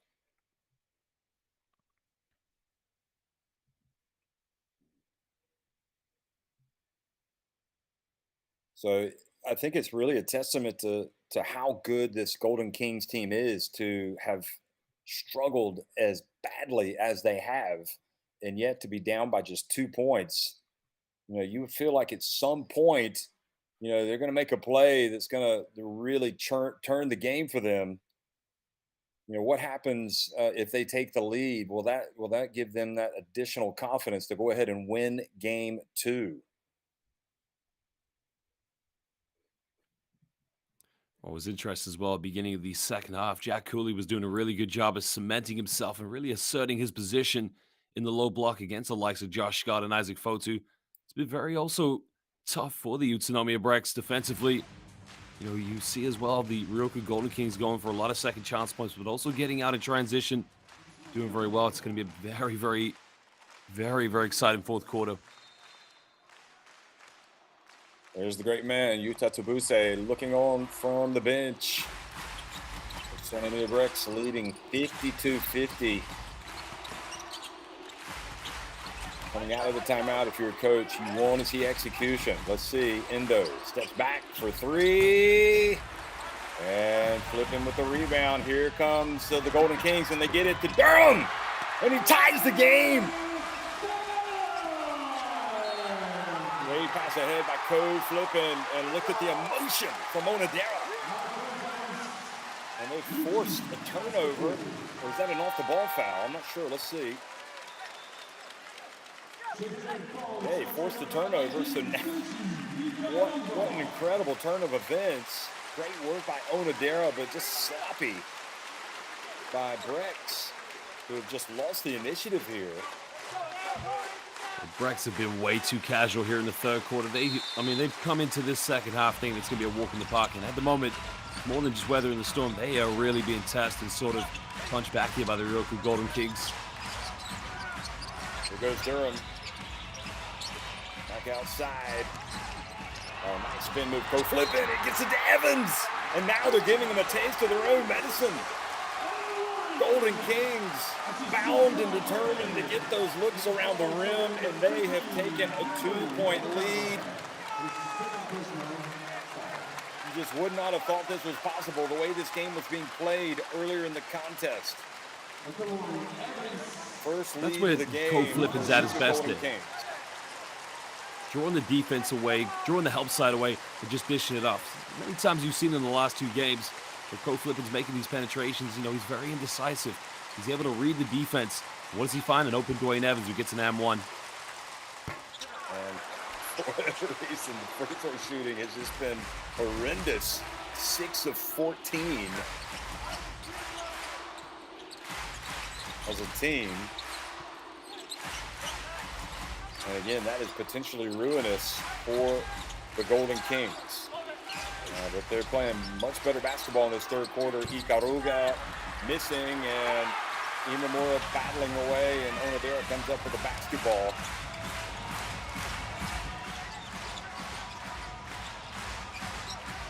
And I think the key word here is don't settle, try to pass it, and now Scott, or rather Feeler, comes up with the steal. It's like Evans wasn't ready to receive that pass. Watanabe looks for space. Feeler from downtown. Great work, Durham boxing out, but the ball goes to Ikaruga.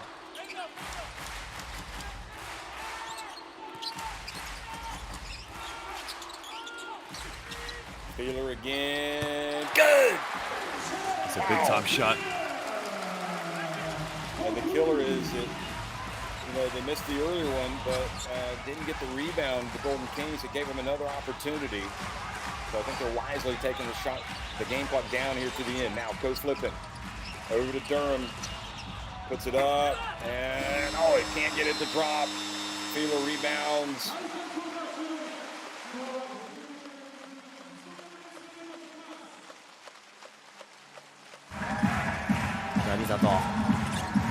並里プーリーに通した。どこからボール出てきたんだ。今日は2桁津山のアタック。うまい身のこなしから、しかしこれが落ちます。津山かなりシュート打ってるんですが、柏倉うまくパスして小原のダンク。素晴らしい合わせ。スリーポイント。ここがもう一つ来ない。そして見事なこの流れは見事。素晴らしい素晴らしいボールの流れでした。速攻決まりましたね。高橋後ろからついた伊藤、ターンオーバー。さあ伊藤走っているコティ・クラーク。伊藤もおしゃれなアシストを見せました。本当ですかね。マブンガインサイドへブライス・ジョンソン楽々と決めていきました。先ほど言った3分30秒ぐらいですか、そこやっぱりマブンガのプレー注目というのは分かりますね。ここですね。ボールへのサイモン、エースに入ったサイモン、最後のシュート、ゴール、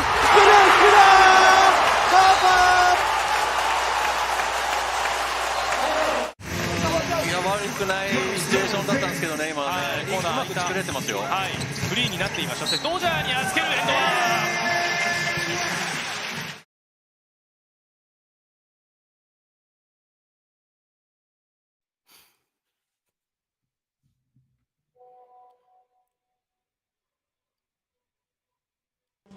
Jeff, kind of going into the fourth quarter that we really wanted to see at this moment. We didn't want to see Utsunomiya Brexit run away with the championship here in game 2, but I'm going to stick to my gut here. I think Utsunomiya Brexit is going to pull through this one, but RYUKYU Golden Kings showing a bit more life, a bit more fire, and also a little bit more game intelligence there at the end of the third quarter.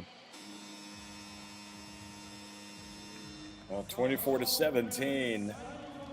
Brex outscored in that third quarter, but they got the late three from Chase Feeler to go back in front, and a little bit of perhaps a momentum swing with that made shot. Let's see if RYUKYU Golden Kings can maintain the intensity, the determination that they're going to need over this final 10 minutes to force a deciding game 3.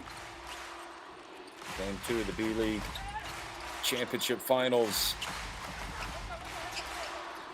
UTSUNOMIYA Brex winning the first one convincingly after pulling away in the fourth quarter yesterday and almost a turnover. Ikaruga makes a good catch. Here's Fotu driving and gets it to go. Just kind of spins, gets it up on the rim, and it falls over. Fotu.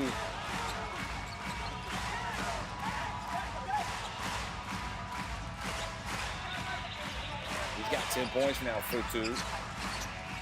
Durham fumbles it. Ryujima back in the game.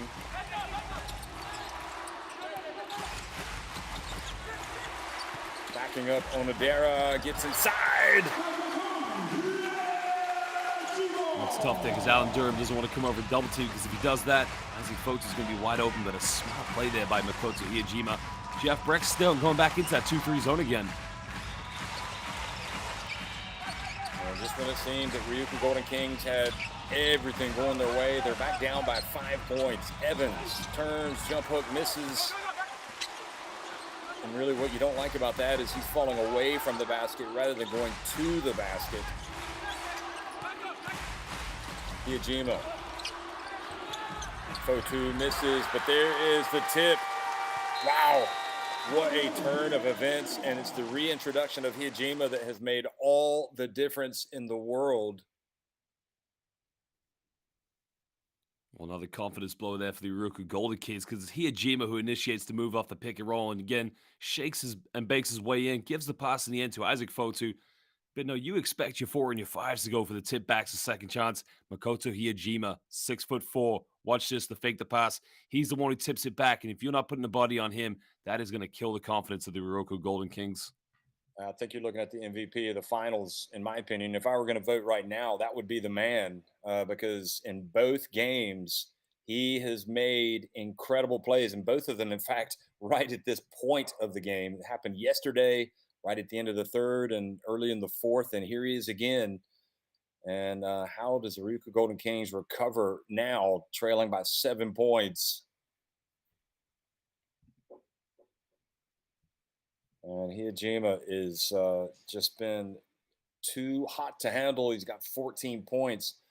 And Josh, again, you know, coming into this finals, when I'm thinking about Makoto Ryujima, I'm thinking about Ryujima, the jump shooter. I'm thinking about the guy running off screens, taking those threes. But the Makoto Ryujima that we've seen here today has been the player that has been wreaking havoc with his ability to dribble the ball into the paint. And if the defense leaves him, he's going to hit the shot. Otherwise, he's making the pass, as we just saw. But Jeff, when he's playing for the Japanese national team, where we usually see him in the windows for the World Cup or the Asian Cup, you know, he's usually playing alongside Yuki Togashi, Kanemaru, or he's playing alongside Ryoso Shinoyama. So his role is strictly to being a two-guard. Right now, you're right, we're seeing him as a facilitator. He could easily play 1-3 for this team for UTSUNOMIYA Brex. Yeah, I wonder if Tom Hovass is taking note. Here is the drive, and the ball doesn't go, but there's Cooley doing what Jack Cooley does. Offensive rebound and putback. He's got 14 points now and 11 rebounds. Jack Cooley. Ryujima again. Watanabe. From three-point range, and just the confidence is back with Brex. Yeah, Jack Cooley's got to come out and put a hand up to a right. Too much space there. Just cannot let him shoot that much space off a pick and roll. I don't think Golden Kings want to get away from it. Well, they're going to launch the three and miss it. Where they've been successful is they have been getting the ball inside. So that miss gives the ball back to Brex, who now can go back up by double digits. How quickly things change. Watanabe just hit the three-pointer. And now fouled a long way from the basket by Kishimoto. I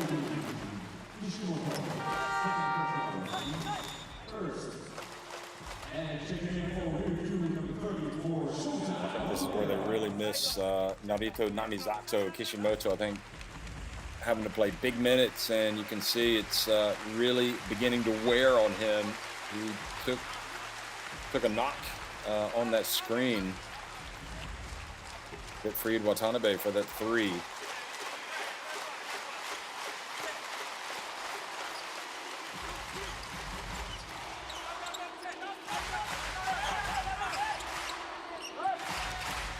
Onodera in the game, and now the drive. Ikaruga, they pass it around. Watanabe again. Not this time. Onodera pushes it quickly. And Onodera may be fortunate to keep the basketball at this end. Ball goes off of Feeler. I'm pretty sure it did. Let's have a look at the replay here. Well, I don't know, actually. Jack Cooley was saying they could have called a foul. There was no foul by Feeler on that. Flipping, a little runner. And for the Brex now, you just need to be very patient. No need to rush anything. 8-point lead now. Nearly 6:40 to go from the championship.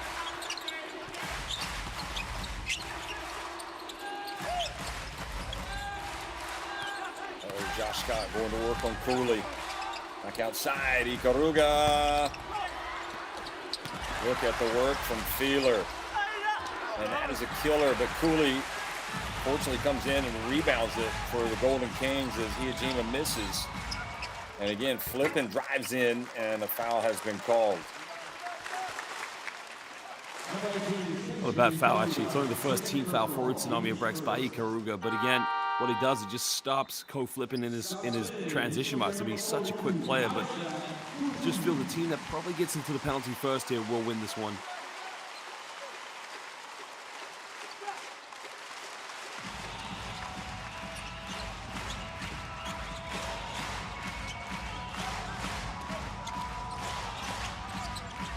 Imamura. You would think that Golden Kings would like to get in the penalty and take some free throws, but the way they've shot them today, I'm not so sure. Here's Evans spinning, turning, putting it up and in. And again, that's where he has been very useful today for his team. But he needs to be going to the basket. That drive cuts it back to a 6-point deficit. The Golden Kings, they need a stop and they need a rebound. Bounce pass, or maybe even force a turnover. Scott going to work against Cooley. Uh-oh. Over to Hijima. This is the jump shooting Hijima, and it rattles out. And they have called a foul on Jack Cooley, who is beside himself. He can't believe it.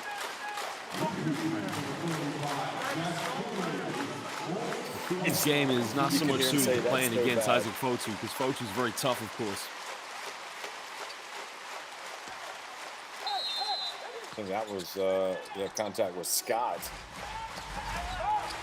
Where it's a battle down low.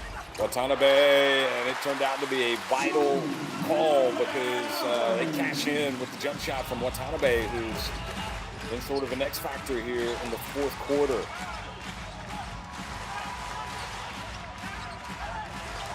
Imamura for three.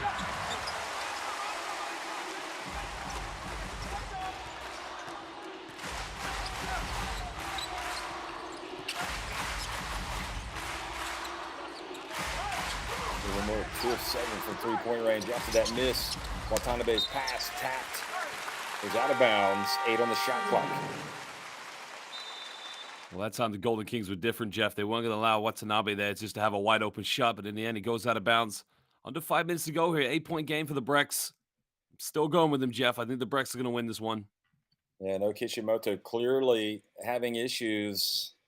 I don't know if it's a mixture of fatigue and also the contact on that screen that forced him out of the game, but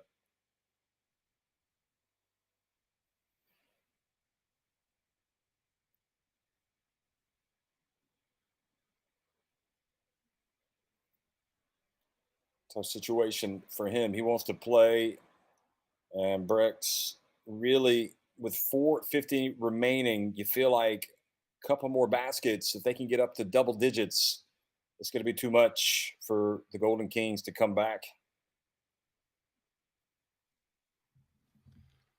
But by the same token, coming out of the timeout, if the Golden Kings can get a quick basket, maybe even a three, cut it back to a 5-point deficit, still a lot of basketball left. So that is the foul trouble for UTSUNOMIYA Bricks, and no foul trouble really to mention. The only player with 3 is Hiyajima, 3 fouls.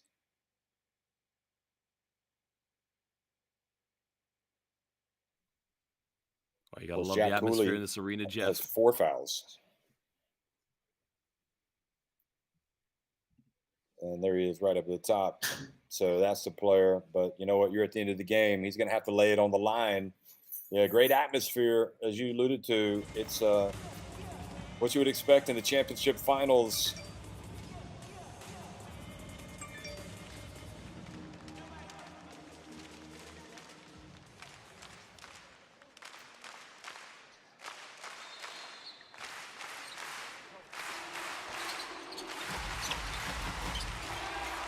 So coming out of the timeout, Watanabe for 3, and Cooley, as cool as you like, brings it down. So no opportunity for Imamura and this RYUKYU Golden Kings team. What are they going to draw up?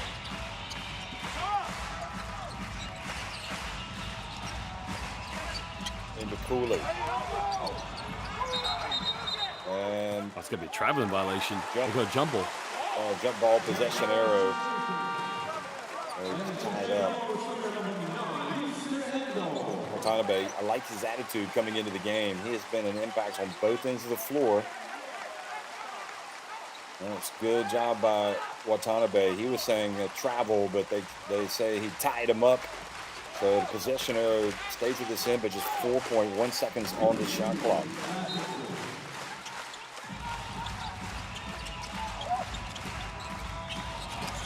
Coach Flippin turns it over. Just simply awful.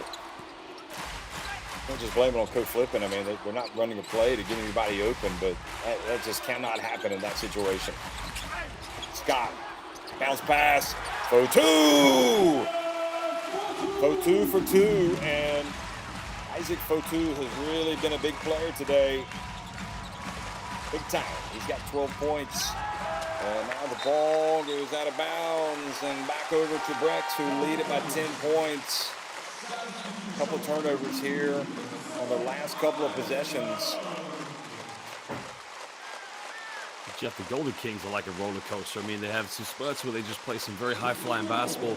And, you know, the turnover by Coach Flippin, you're right, not just only his fault, the movement off the ball is very poor. There you can see the defense is on. Another turnover.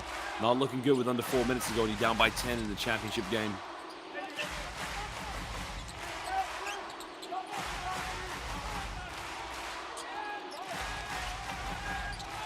Ryujima, it's been a nightmare for these guys, but he turns it over there and it leads to a break, and Imamura drives in, and boy, they could not have asked for a better situation to get points. They have had so many struggles scoring, and Imamura driving in just under 3.5 minutes remaining, cuts it to an 8-point deficit. Isaac Fotu slow getting up, but he's going to limp over to the sidelines. Fotu goes out, Fielder comes back in. You know, talk about Fotu playing in Spain, also played in Germany, played in Italy. He's a player that knows how to get around. He also knows how to pick his colleges, played at Hawaii. Wouldn't that be a great place to play? Also, he's got probably one of the best international coaches when he goes and plays for the national team, Imperial Cameron. But again, his discipline, just his basketball intelligence, he knows what to do on the court. Just makes him such a valuable player this year for UTSUNOMIYA Bricks. So his brother Dan coming up, exciting talent. But here is Endo, and another chance. Cooley with those 4 fouls, getting the rebound. Imamura coming up on the 3-minute mark, 8 points the difference, and tough pass. They survive. Kishimoto is back in the game. He hits a 3. Breathes a little bit of life into the Golden Kings.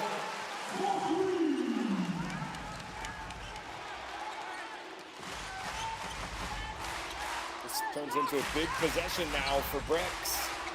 Oh, they find Scott. Oh, he gets rejected. And Durham almost lost it out of bounds. What a play by Jack Cooley. Quite possibly his most important play of the day. It comes on defense, and it comes a rejection. The Big three-pointer, as you mentioned, brings a little bit of life into the RYUKYU Golden Kings with just under, I think, 2.5 to go now. But this is going to be huge now here for the Breaks defensively.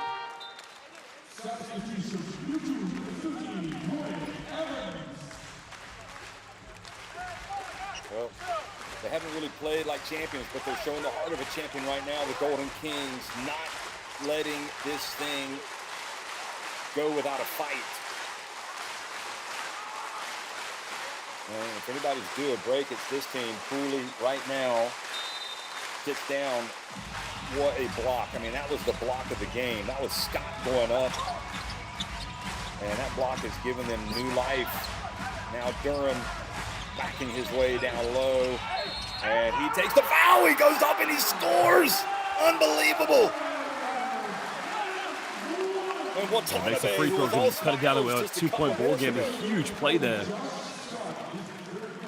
Unbelievable.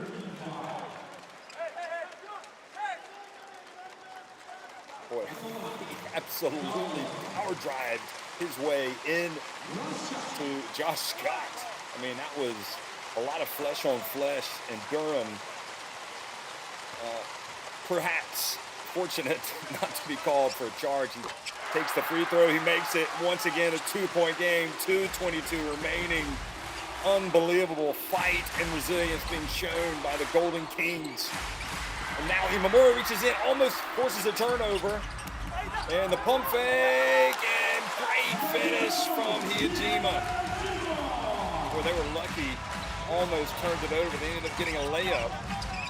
Coach Flippin reluctant to shoot it. Here's Imamura from the corner. Rims out, but there's the follow, and it was great work from Feeler to swat the ball away. Patience is needed now here in the Brex offense. Don't need to rush anything. Play very, just talk about the patience there, and not one way to go about it. Coach Flippin just put his hand in the cookie jar. It's going to be baseline ball now here to UTSUNOMIYA Brex. It's too much for Yuta to sit down. He's got to stand up and watch this one.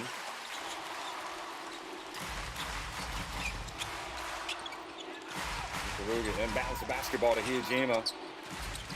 Passes to Ikaruga in the corner, decides to wait. Imamura guarding him. Ikaruga goes up and scores with the left hand, as cool as you like. Boy, what a performer. Experience is the key for that man. Supremely confident, and takes it back up to a 6-point lead with the Golden Kings calling timeout.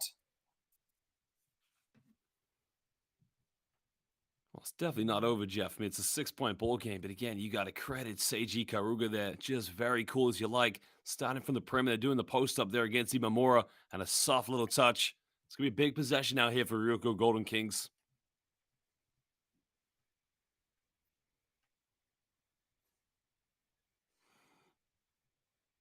Kishimoto taking a sip of water. Also, Jack Cooley now. Will he go back in the game? Kishimoto hitting that big 3-pointer from the left corner.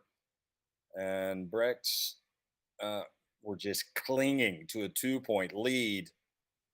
But they've gone back up by 6. And at some point, well, we'll see. A minute and a half remaining. Will they attack? You know, they definitely went to Alan Durham. But how do you stop? You know, Ikaruga has caused matchup problems today. For not the first time, we've seen him get the ball in the paint, go up and score. Ikaruga, really one of the unsung heroes of this Brex team. He has got 13 points, 2 of 5 from 3-point range. Both those threes coming in the first quarter. He's got 7 rebounds and 5 assists. So he has been worth the price of admission today.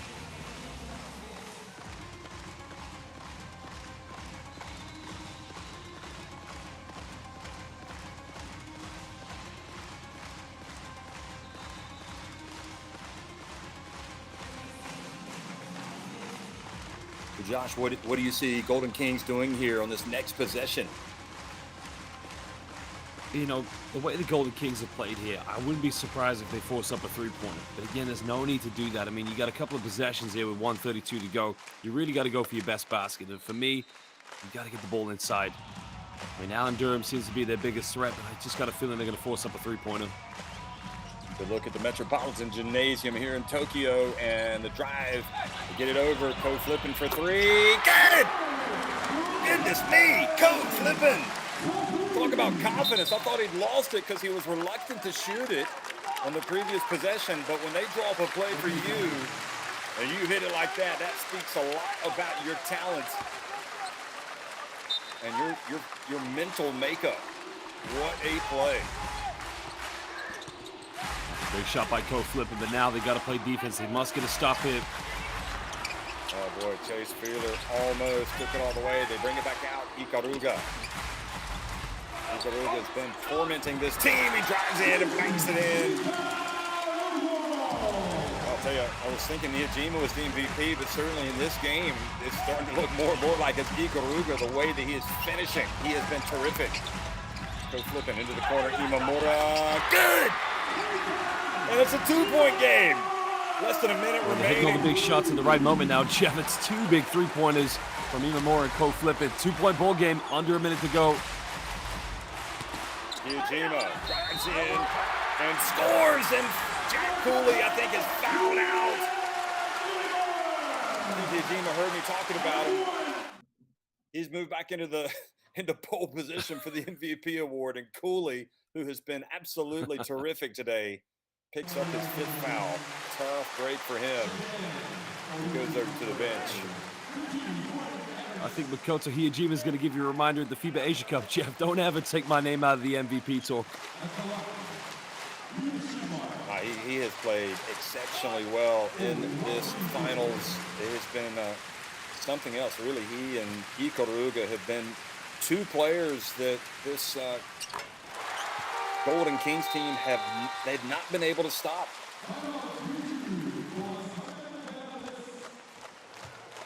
So Hiyajima, what is he's got? I think he's got 17 points.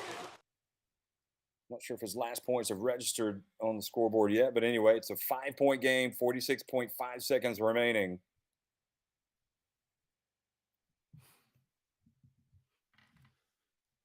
And there is Hiyajima. And again, you know, so many times, some of the Breaks games that I've done, he hasn't, and even in Japan, he hasn't stood out the way that he has played today. He has just, and the fact in this finals, he has not been denied, supremely focused, and really living up to his reputation as a guy that's supposed to be one of Japan's best players. And Cooley just in agony over there on the bench. He will play no further part in this game. So Jack Cooley goes out, and you know the Jack Cooley impact: 14 points, 15 rebounds. He had a couple of assists. He had 2 blocks, and including 1 block that was just unbelievable when he blocked Josh Scott late, or say midway through the 4th quarter.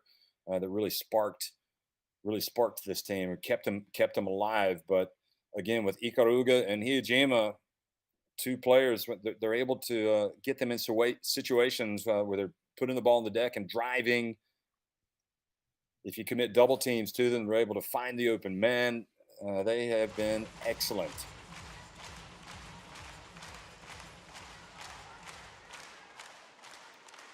Well, Jeff, they've gone for back-to-back 3-pointers. Now the question is, do the Ryukyu Golden Kings go for the same option? But again, without Jack Cooley, there's not really that inside presence for them at the moment. Yes, they do indeed. They go to Evans, and he misses everything, but Imamura gets the offensive rebound, puts it up, and he's fouled.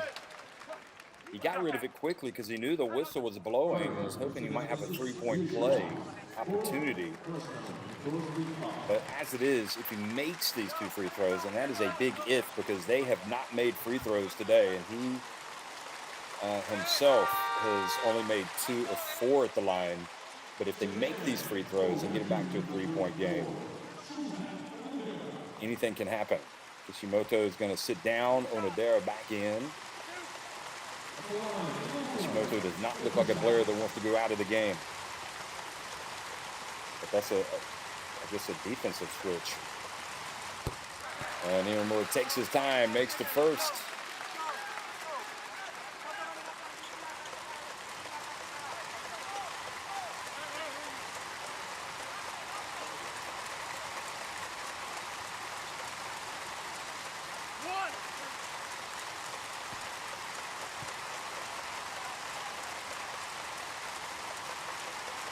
Still time if he makes, and he does not get the break, but they do get a break as a team as the ball goes out of bounds off Chase Feeler. What an unbelievable break to keep the basketball at this end of the court. Well, the question is, could that be very costly there for Utsunomiya Brex? No emotion as always there from Coach Anzai, but this is going to be a big defensive possession out here for the Brex Nation. Well, it was the work from Durham. In fact, then the ball hit Scott, who, I don't know if he was trying to tap it. Watch, he definitely taps it here. Is he trying to get it to Feeler? Goes Scott, watch, he taps it. No, he just gets a hand on it, and Feeler not. I don't know if Feeler wasn't able to catch it or if he didn't know who had tapped it last, but Cooley has to watch events from the bench as well as Hamilton, Katura, Mitsuhara. Haven't seen him today.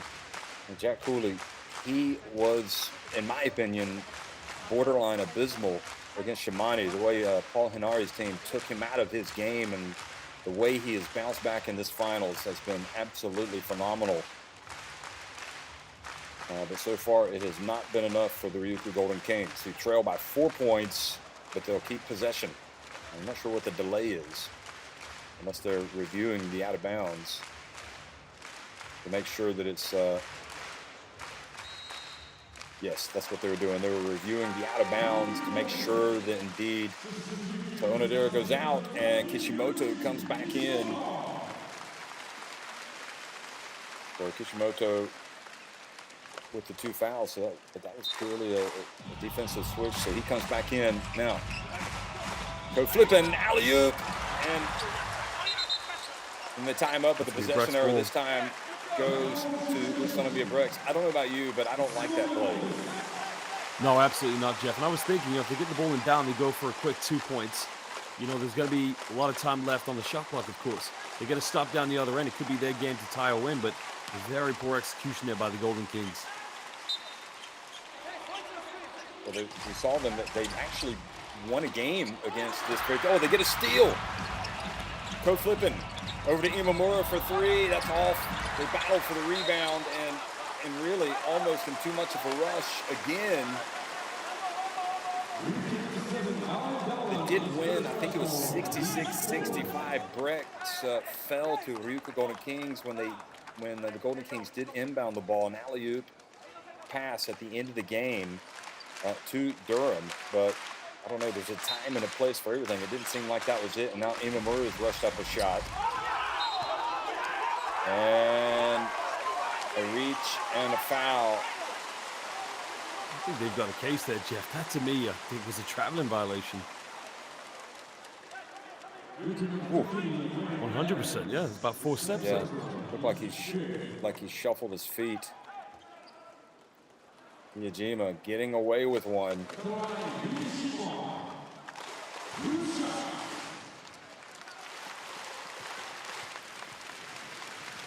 Yeah, definitely had happy feet. And perhaps the basketball gods ruling in the Golden Kings' favor as Hiyajima misses the first. But the only thing he hasn't done really well today is shoot free throws. Well, I say that, he's 4 of 6, so it's not bad. And he misses both. And the ball, and boy, what a sequence, what a turn of events. Endo fouls Imamura. Hiyajima misses both free throws, stops the clock. And now the possibilities are there. 22.6 seconds is a long time in a basketball game. Teams must execute. They must make free throws. And to have arguably your best player just miss 2 free throws, that is opened the door just a little bit more for the Golden Kings. Well, Jeff, he makes both these free throws. It's going to be a 2-point ball game, but they're still going to have to foul off this because there's 22.6 seconds left. Well, unless they can force a turnover, and we have seen them do that today. Not often. Brex have only turned it over 5 times, but they've scored 7 points off those turnovers, the Ryukyu Golden Kings. But now This first one is huge, and he makes it. So now it's a 3-point game. You're going to miss one of them. You definitely don't want to miss the first one. But I think clearly trying to make this one to get it to a 2-point game.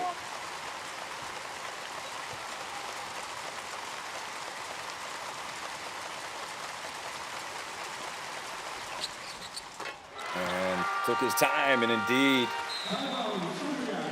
Josh, I hate to say it, but there's a whiff of overtime in the air. I don't know if you just caught that, but the way this thing is going, this RYUKYU Golden Kings team not going anywhere. I got to agree with you, Jeff, because you got to understand as well in the last few possessions, the way the Brax have just dealt with this, holding on to their lead with a few seconds left, especially being the penalty, has been very, very poor. All they got to do is get the ball inbound. Don't turn it over. Just get fouled. Get to the free throw line. Cool this game off. But again, Golden Kings fighting for everything right now just to take this to a game 3. I mean, you know, it's going to be a gambling defense, and the whistle, you know, we saw the whistle blow on the previous possession with Hiyajima. That they did not call a travel. They called a foul. He goes down and misses the 2 free throws. I'm not fouling for the first. If I'm RYUKYU Golden Kings, I'm going for the steal. We're trying to force that turnover for the first 10 seconds at least. Yeah, I agree with you on that one. Just let a bit of time. As you said, give yourself a little bit of time to cause a double team and try to force a turnover. But again, it will be interesting because you can see the UTSUNOMIYA Brex, every time they get the ball inbound, a lot of nerves, very unconfident in themselves at the moment. And Hiyajima is 4 of 7 from the free throw line. So if you're looking for somebody to foul, even though, you know, usually is a good free throw shooter, but now it's inside his head, and maybe that's the guy that you do want to foul. Free throw is a little bit harder to make at this point of the game.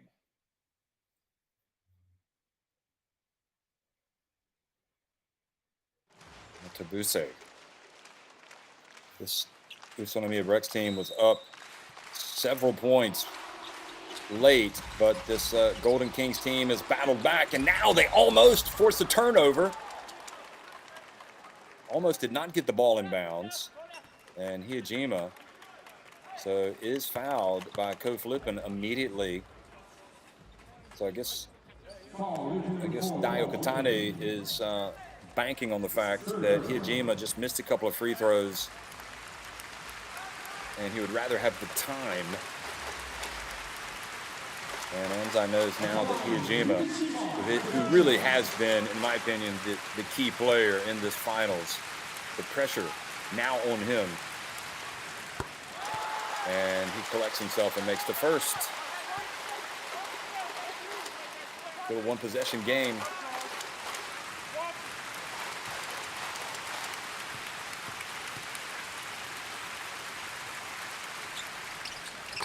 And this time he just takes his time, and that is what you call mental toughness.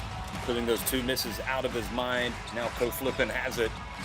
Again, you want to get a good shot. Evans, who hasn't shot well today, misses. Great hustle, and the ball. You need to dive and get that. I think that was going to be the Golden Kings ball, Jeff. Well, they could review it if they wanted. I think Ko Flippin caught it when it was out of bounds, but I think that was coming off of a Brex play.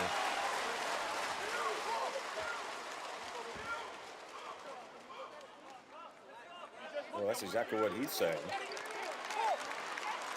Dwayne Evans now 0 for 8 from 3-point range. Could be a tough pill for him to swallow if his team do not come back and win. Now they got to stop the clock. They got to foul. And they do foul Hiyajima with 6.5 seconds remaining.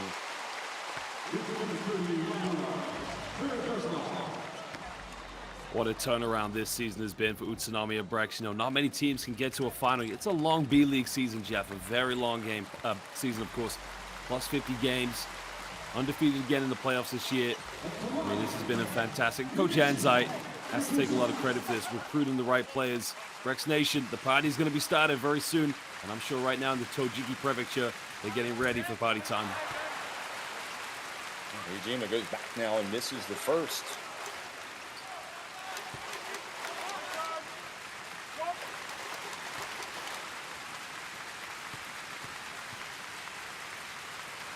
he get the second?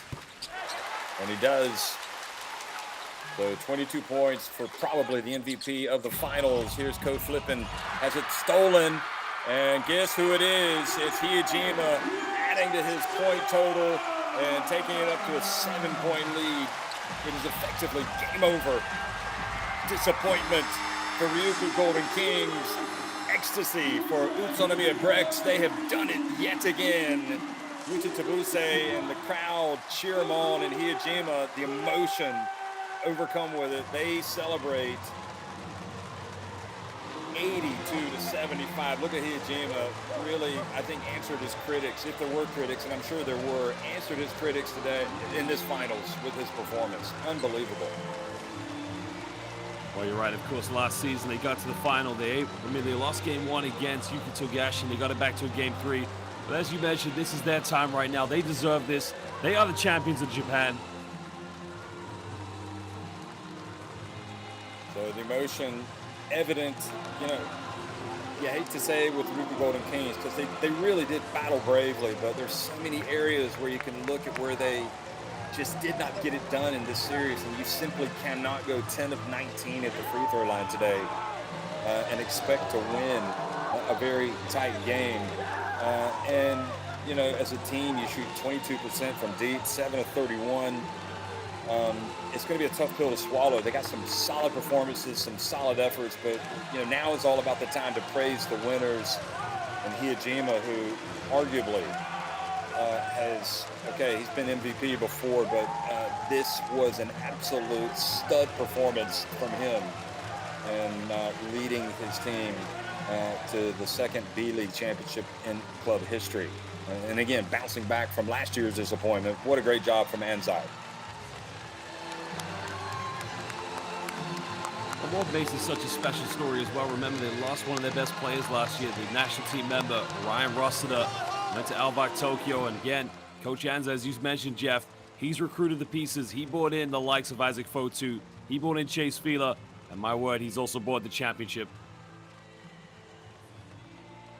Well, just it's so easy to single out Hiyajima, and he richly deserves the praise that he's going to get for this performance, but this was a team effort. Ikaruga was utterly sensational today. 15 points, 7 rebounds, 5 assists. Josh Scott, you always know what you're going to get from Josh Scott. He is a true warrior. Ko Flippin, he understands what it's like to win because he won it last year with Chiba Jets, this time on the losing end. But as you mentioned, Fotu also coming, and you have to really underscore, you know, the competitiveness that both he and Josh Scott had down low against the likes of Jack Cooley and Alan Durham. It's never fun losing. You can see the disappointment. And, well, if it doesn't kill you, you hope that it makes you stronger. We saw it happen last year with Brex. They bounced back for the title. Maybe next year it'll be the Ryukyu Golden Kings' turn to win the title. But anyway, we're going to have the presentation ceremony here. まずは何といってもこの人、比江島誠選手です。 比江島選手、中央にお越しください。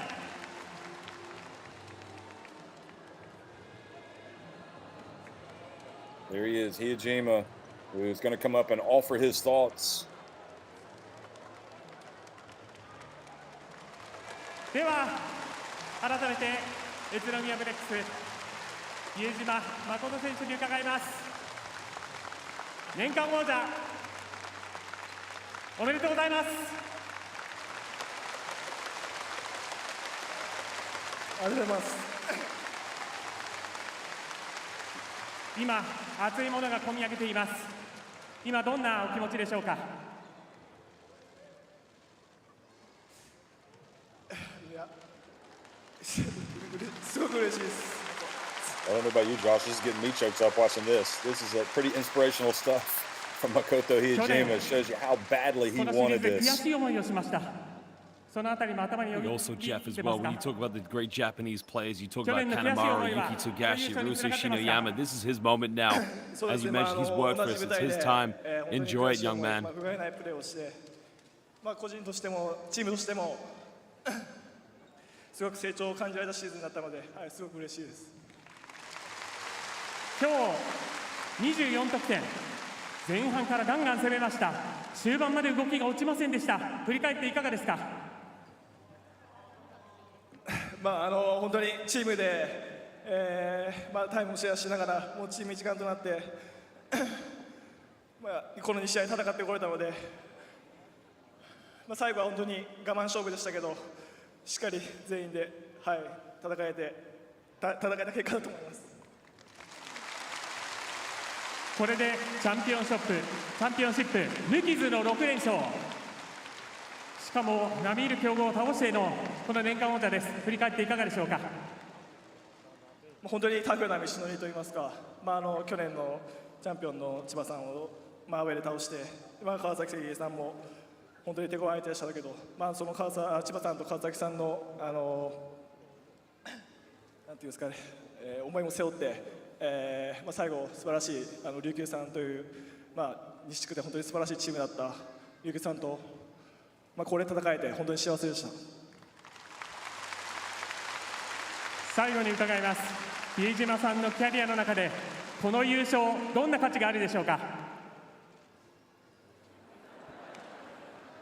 ？So basically saying, so happy to win this final. We've grown throughout the season as a team, and I myself as an individual, we've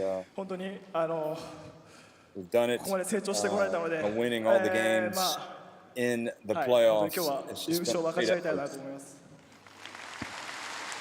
おめでとうございました。ありがとうございます。比江島誠選手でした。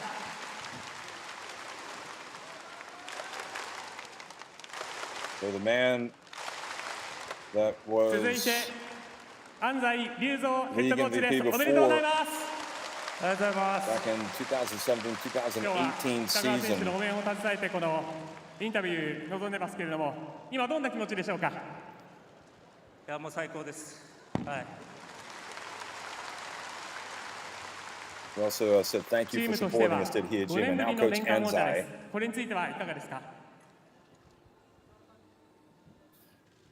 いや本当に今シーズン琉球さんはもうレギュラーシーズンから本当にすごい強くて、最高のチームで最強のチームだと思ってて、そこをね僕たちがどのぐらいやれば倒せるかっていう本当にそこの勝負だったと思うんですけど、琉球さんがね本当そういうチームだったから自分たちの力以上のものが発揮できたと思いますし、本当にブレックスネーションの皆さんのその声援のおかげで勝ち取ることができました。ありがとうございます。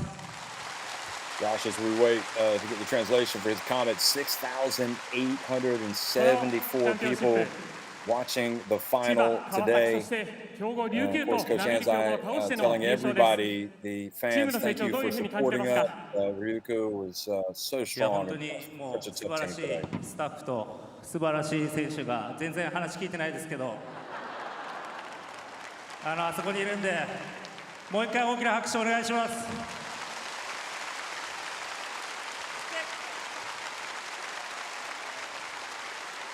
今シーズンメンバーも入れ替わりました。苦しい時もあったと思います。改めて選手の頑張り、今シーズンいかがだったでしょうか？いや本当ユータはじめとしてね、試合 Really, 出てないかかわらず、 Coach 本当全員が一つになって Anzai also やって talking きて about くれ how た結果が、シー his ズンの初めからどんどん成長 players してこのチャンピオンシップで本当最 and 高 the の staff チームになったん just じゃないかなと思います so powerful おめでとうご in ざいまし this た。 final series and especially today. 安西隆三ヘッドコーチでした。Really highlighting that it's a team effort to go out and to win a championship.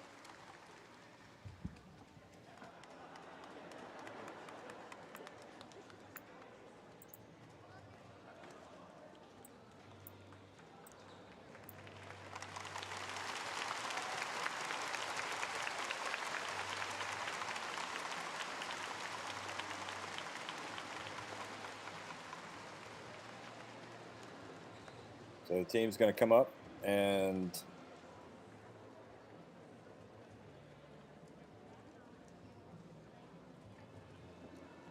they're going to be presented with winners' medals, have a team photo, lift a championship trophy.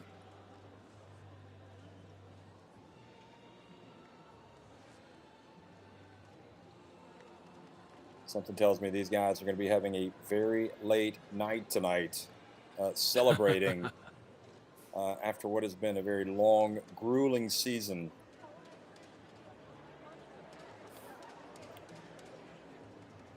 Oh, it's been a collective effort, Jeff. I mean, everybody really has had to play their role this year. And as I keep saying all the time, UTSUNOMIYA Brex, they play within themselves.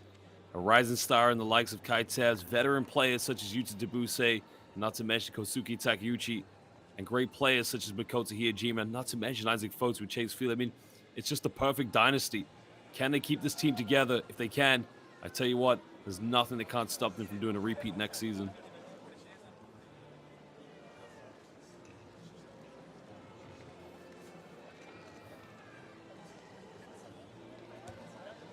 それではこれより日本生命Bリーグファイナル2021-22表彰式を行います。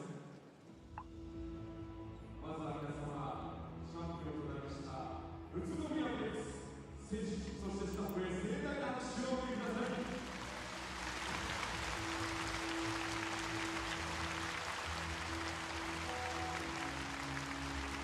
まずは優勝した宇都宮ブレックスでSo they're actually holding up the face of Kitagawa, making sure that he's a part of today's championship win.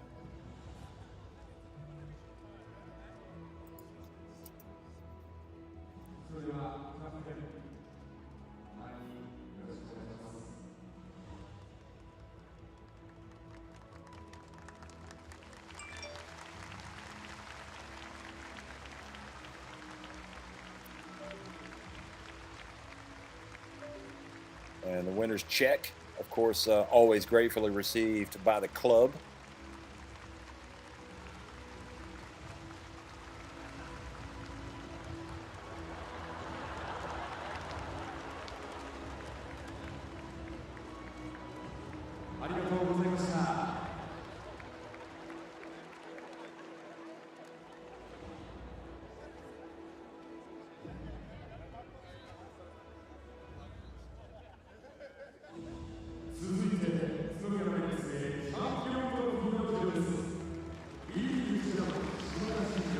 So Shuhei Kitagawa, the 36-year-old, hopefully he's taking some joy in this with his photo being held up. And of course, the all-important trophy is going to be hoisted by Yuta Debuse, the legend.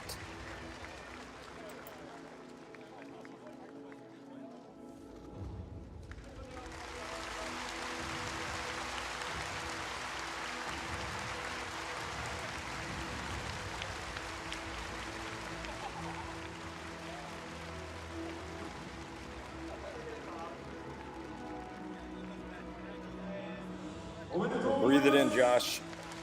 Title celebrations are always going to be unforgettable for the clubs that win it, certainly. And this Brex Nation, I think, really deserves this for the way they stuck to their guns. They didn't have it all their own way during the regular season, but they understood what was at stake. The trophy, the cash prize, everything else, that was going to come in the championship. And they were pushed today. Make no mistake about it. This easily could have gone to a game 3, but they really held firm, dug in, and got a great win. And now they're going to celebrate into the late night, early morning hours. In fact, in Tokyo, the latest B-League championship. What a wonderful celebration it is. And the Brex fans, Brex Nation, enjoying everything. I mean, it has been a terrific season for the RYUKYU Golden Kings, but you got to do it not just in the regular season. You got to learn how to be ready to go every single game in the championship finals. And as you alluded to earlier, you know, that experience of having been there, of having suffered, they've been able to use that to their advantage, this Brex team. And Hiyajima has his hands on the trophy, and just a magnificent moment for Brex. It's been a moment they cherish, remember, in the history of the club. As we mentioned, the second B-League championship they've won. Like I say, Jeff, they're going to keep this team together. I think they'll be favorites next season. I mean, the big talk this year was Albach Tokyo and Chiba Jets. UTSUNOMIYA Brex silently and surely have just reminded the rest of Japan that they are the greatest team.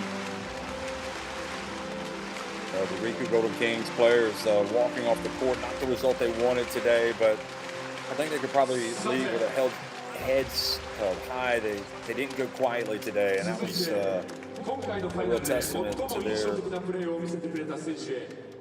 their character. But ultimately, you're going to have one team that wins it. And there's no doubt about it. This Brex team deserved it. They came out, they were focused, they knew what they wanted to do. They didn't have it all their own way, but in the end, they were the better team in the big moments when the game was decided. Also, Ikaruga.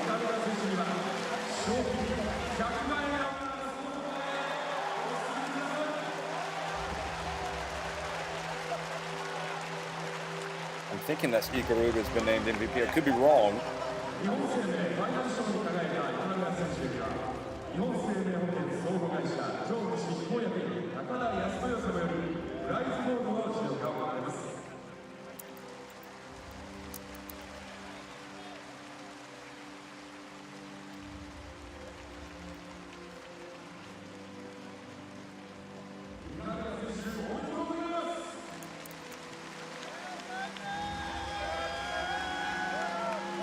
So the NISSAY final prize goes to Ikaruga. Just a wonderful performance by him. You know, we talked about how good Hijima was, but also, don't lose sight of how good Ikaruga was today. Across the board, everything that he did was sensational for the most part. Hit big shots, hit early shots, set the tone. 4 of 7 from the floor, 6 rebounds, 5 assists. And he was a handful.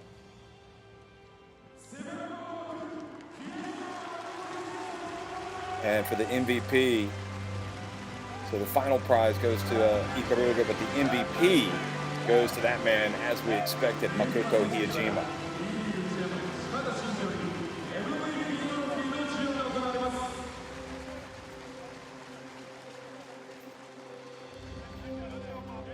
I would have been surprised if he had not gotten the MVP. I thought for a moment there they were presenting the MVP to Ikaruga, who very deserving as well because he was sensational. But it's pretty hard to argue with the contributions of Hijima in this. Led everybody in scoring in this final game 2, 24 points, 7-11 at the free throw line. Okay, missed some free throws, but overall hit some big free throws as well. 8 of 14 from the floor, the 5 rebounds, the 2 assists, 3 steals, and completely overcome with emotion at the end.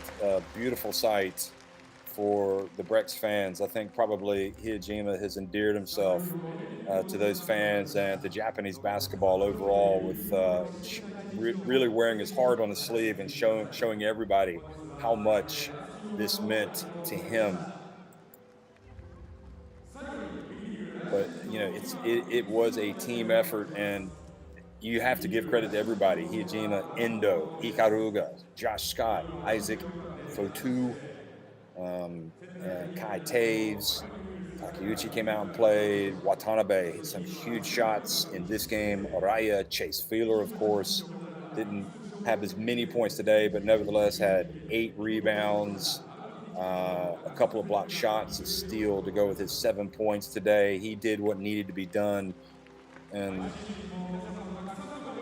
Rush, the Brex, they put together a great team. They lost some tough games during the regular season, but when it really mattered, they won the games at the business end of the season. And now they're champions. Well, that's what it's all about, Jeff. That's called championship DNA. They took some hits this season. I remember watching them play against Shimane. And again, it was a very, very tough game for them in the regular season, but they have proven themselves to be number one. Collective effort. It's their time to celebrate.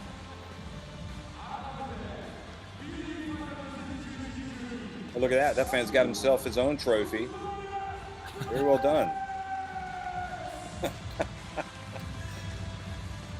this is the Brex Nation, of course. I mean, you know, you got to love this atmosphere that you have here in the B League. The fans just really enjoy the moment, and, you know, they cheer for each other, but also they show, you know, the support and loyalty. And that's one thing I love about the Brex Nation. They travel all over. If they're playing up in Niigata, you can guarantee there'll be 100 to 1,000 Brex Nation fans making that journey up north.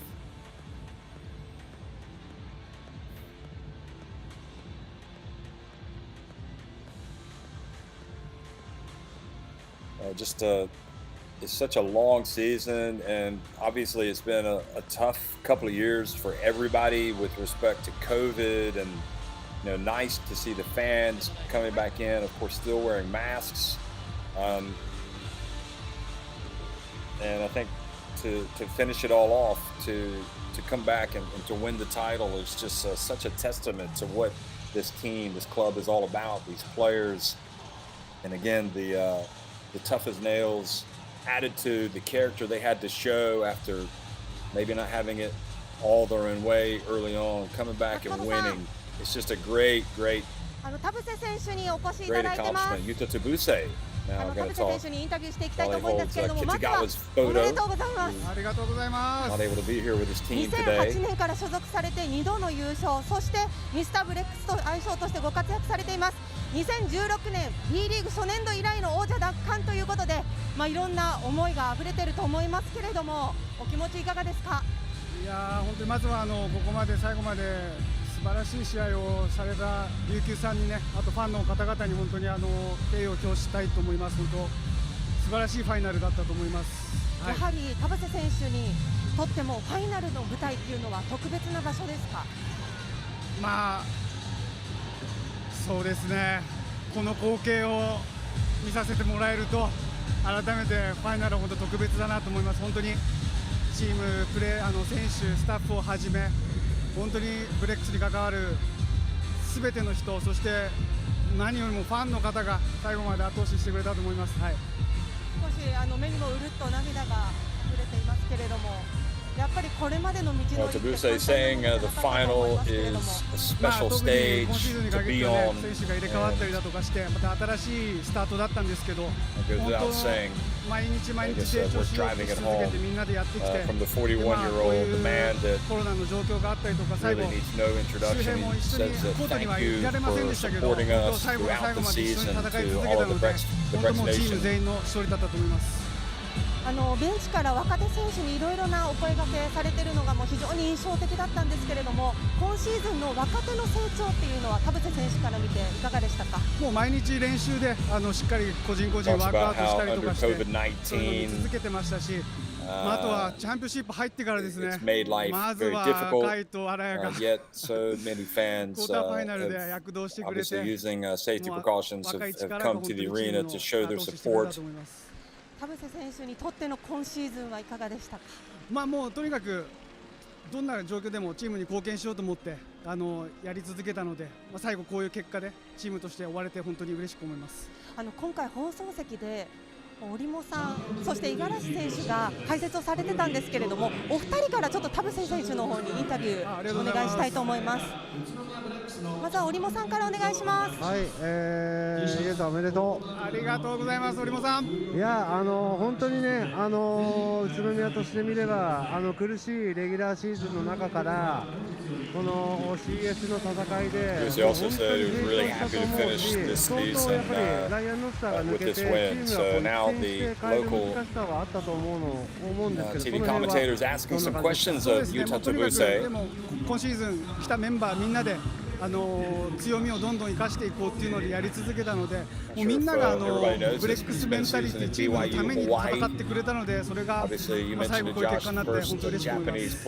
あとは本当にね、ユータがね、シュートがこう入るごとにね、一番初めにこう飛び出てきたり、選手に声をかける姿、こういう姿勢っていうね、こういうベテランがそういうことが一番先にできるっていう、おそらくそういうのが望みあったんじゃないかなというふうに思いますし、もう本当にまだまだできると思うので、コートで活躍する姿をね、もっともっとファンの方は見たいと思うので、その辺に向けて一言織茂さんがそう言っていただけると本当に嬉しく思いますし、1年でも長く織茂さんに追いつけるようにやり続けたいと思います。でも本当織茂さんみたいな素晴らしいお手本がいるからこそ僕もこうやってやり続けられてるんで本当ありがとうございます。いや本当にお疲れ様でした。ありがとうございます。休んでください。ありがとうございます。五十嵐選手お願いします。はい、ゆうたおめでとう。ありがとうございます。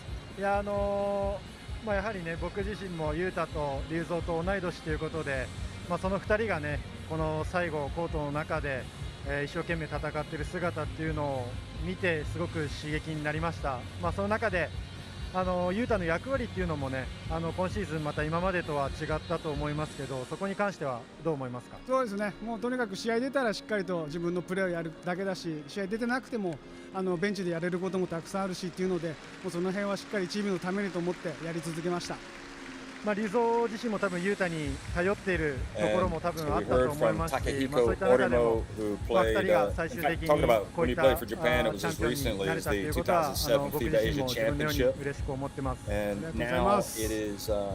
あとは昨日一つだけ最後のレイアップだけは決めてほしかったのでまだまだだなってやっぱり思いました。レイアップ入れないとまだまだ上手くなれると思いました。すみません。お互い織茂さんという目指す目標となるべき大先輩がいるので、またお互い切磋琢磨して頑張っていけたらと思います。ではお疲れ様でした。今日も本当に1年間お疲れ様でした。ありがとうございました。田臥選手ありがとうございました。おめでとうございました。ありがとうございます。And Takeuchi lingering.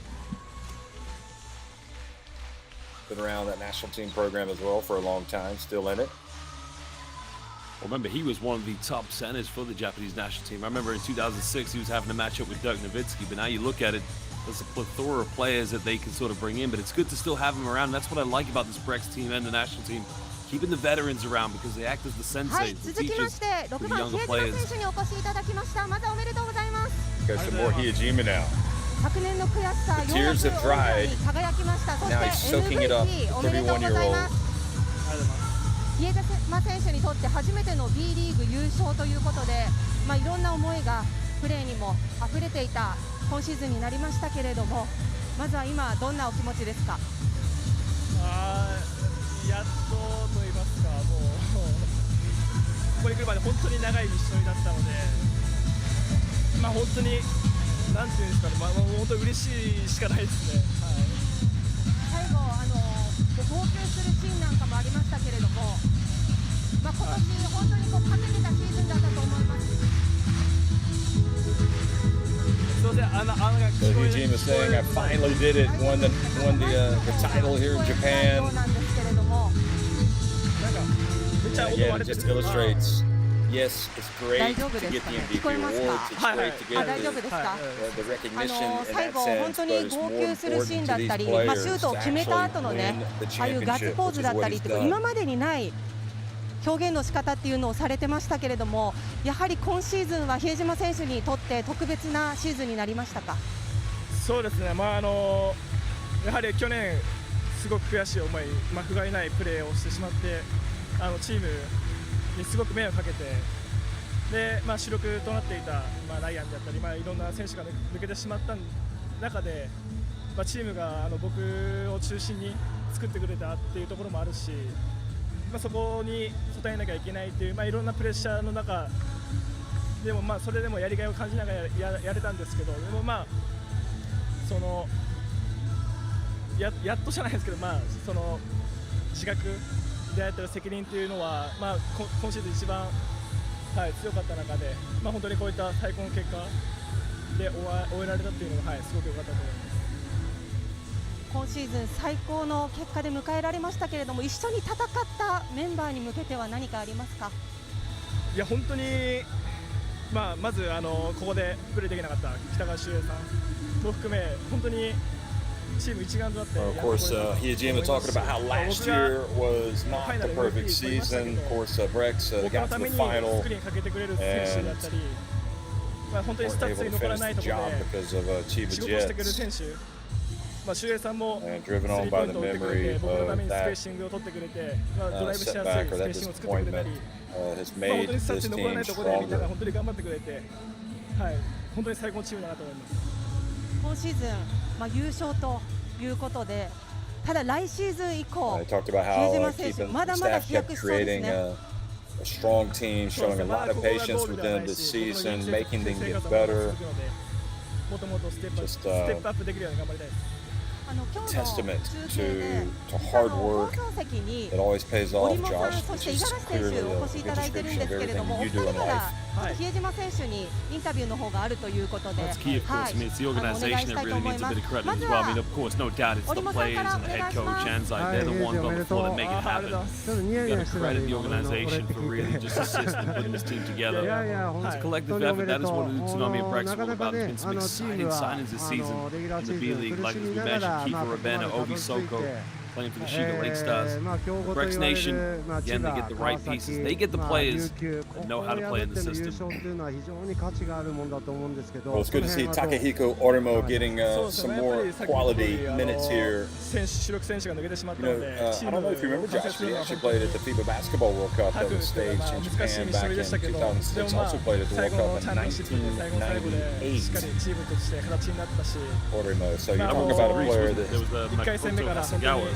強豪チームであったので、はい。Talk about a player that その中での優勝は本当に格別だと思います。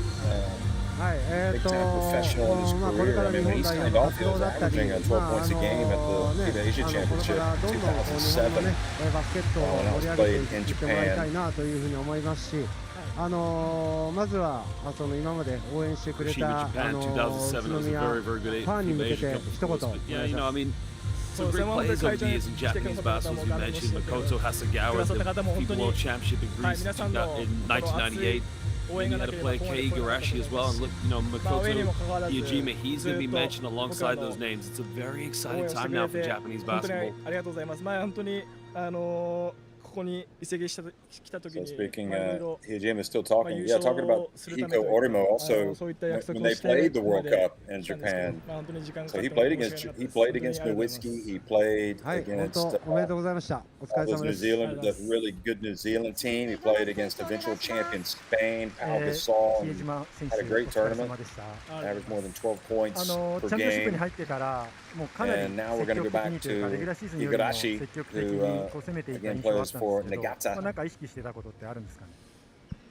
いや、もう無我夢中と言いますか、勝つために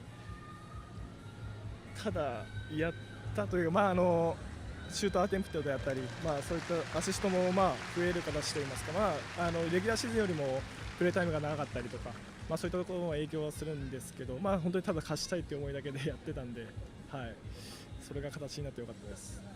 いや本当に素晴らしいプレーで、本当に宇都宮のエースとして引っ張っていたなという印象を受けたので、とても見てても楽しかったですし、これからは日本代表としても頑張っていってもらいたいなと思います。あとは折茂さんの引退試合で、ぜひまたその時よろしくお願いします。はい、こちらこそよろしくお願いします。ありがとうございます。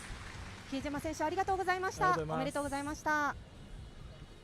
Such a nice guy, Hijima. Just testament that nice guys don't always finish last. He's finished first.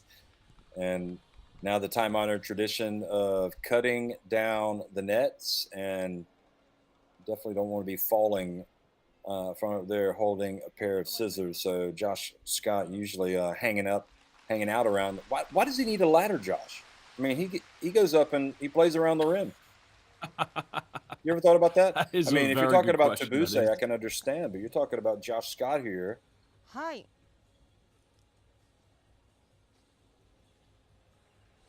はい、松本さん。はい、13番渡辺選手お越しいただいてます。渡辺選手おめでとうございます。ありがとうございます。Hey, how about Watanabe? Let's listen to what he has to say. ということでいろんな思いありますけれども、今率直にどんなお気持ちでしょうか。いや本当に嬉しいの一言ですね。本当に最後のメンバーでプレーできたのは。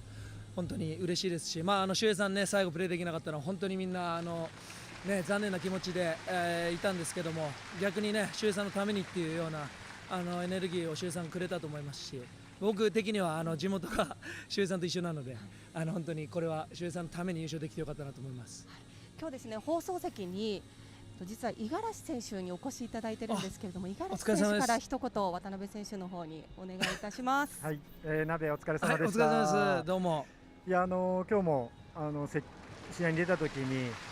積極的にシュートに狙っていくいいスリーポイント、ジャンプシュートもあったと思うんですけど、最近、このチャンピオンシップに入って試合に出たときに心がけてたことって何かありますか？そうですね、もう本当に空いたら打つというような仕事ももちろんなんですけど、やっぱりこう我慢する時間帯が長かったので、Josh, 僕と some 田臥 really さん interesting でベンチにい information る that 時 we're 間 getting は長か here. ったん He ですけ and ど、 Team 本当に Tabuse, we チ actually ー played ムが an 崩れそうな時が何回も game 何回もあったんですけど、そこは on コ June ートに出てる 18th 時もそう and です Hokkaido. し、ベンチにいる時 You も might コ want to ミ put that ュ one ニ down ケ on ー your ションを取る calendar. というのは意識してできたのかなと思いま Meanwhile, す。 here in Ori, Might even get a Watanabe, ベンチにいる時もすごく声を出して周りの選手たちに声をかけたりとか、人一倍はしゃ for いでいる Dad to 姿 play っていうの limited が minutes す today, ごく he hit 印象 some 的で big したし、 shots, チーム didn't を he? 勢い Like づ hit けて them たかなと late. 思います。はい。今日ま He で was smiling 大変 from だ the ったと very 思うので beginning, 少し体ゆっくり and 休 then み when な it がら got pretty close ま to た the end, I don't know if 会 you いましょ noticed う。 it, but he wasn't smiling quite so 渡 much 辺選手あ because りが it とうござい got まし ありがとうございま た。 す おめでとうございまありがとうございました。した。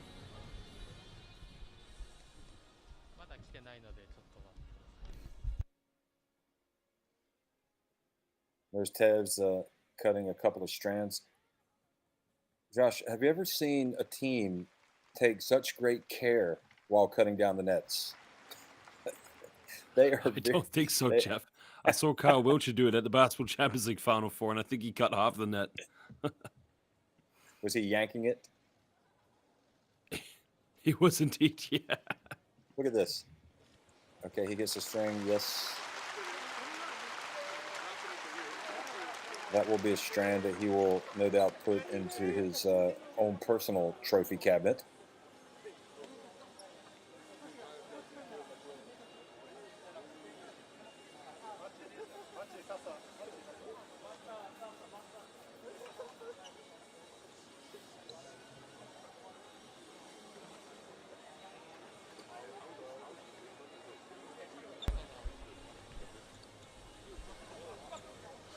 松本さん、18番イカルガ選手にお越しいただきました。イカルガ選手おめでとうございます。そして日本生命ファイナル賞もおめでとうございます。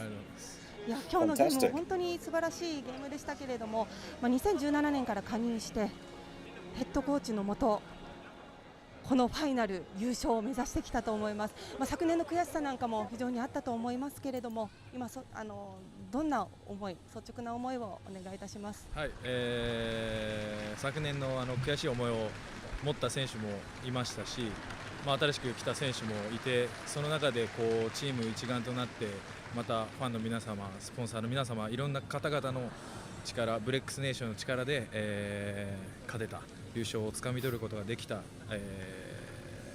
試合だったと思います。今日のゲーム、北川選手コートに立つことができませんでしたけれども、今シーズン1年間一緒に戦ってきたメンバーにどうお言葉をかけたいですか？はい、本当に残念ながら会場に来れなかったんですけど、思いは一緒に戦っていましたので、本当に北川選手力なくしてはこの優勝もなかったと思いますし、本当に北川選手の分まで、今日は新入物狂いで戦おうと思ってプレーしましたので勝ててよかったです。最後に2017年安西ヘッドコーチがヘッドコーチになってから一緒にこの舞台をおそらく目指してきたと思いますけれども、ヘッドコーチに向けてはいかがですか？はい、もう本当に選手のことをしっかり考えて、またいろんなことを、コーチとしても難しいこともあったりした中で、本当に選手を信じてくれてるっていうのは本当に伝わりますし、その中でこうやって優勝できたことはヘッドコーチに少し恩返しができたのかなと思います。いやもうすごい信頼関係だなっていうのをやっぱり見てて感じましたよね。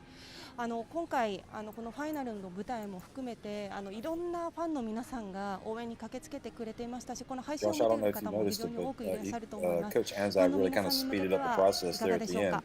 はい、もう本当にこのファイナルだけじゃなく、チャンピオンシップ通してファンの皆さんに本当に力をもらって、So Ikoruga was saying the 優 power 勝するこ of とができ Brex たと思って Nation ます。本当 makes にファンの皆 this さんの力なく moment てはこの優勝はなかったと思いますし、 amazing. This amazing 本当 moment, に感謝して and ます。 our teammate ありがとう Kitagawa ございました。 couldn't 最 play, 高のプ but レー we で fought 非常に感動をい with ただき him まし in た。 our おめでとう hearts. ございました。 And I'll tell you what, Kitagawa has come out of this whole thing with a lot of credit. I mean, all the love, the Brex players, the Brex Nation, Coach Anzai, everybody making sure that he was not the forgotten man today.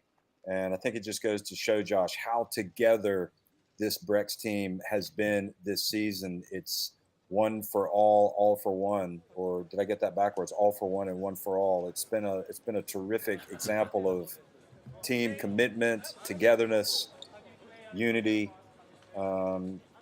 dedicated to the cause. We win together, we lose together, and it just so happens that they won together the biggest prize in Japanese basketball, the B-League Championship. Well, again, you look at the pieces of the puzzle, you've got an exciting array of youth players, players in their prime, but also players in their veteran years. And as you mentioned, just one big melting pot of a championship DNA team. Some exciting highlights from this series, Jeff. And one thing I really liked, of course, was just the patient build-up in the play here from the UTSUNOMIYA Brex, but also how they weathered the storm and how they defensively and collectively were able to wear down the RYUKYU Golden Kings. Yeah, I think when RYUKYU Golden Kings, you know, when they look back at this, you know, they have the post-mortem, the players, the coaches, everybody. What do you think will be, you know, when they say, here's where we lost this finals, what do you think will be their collective answer?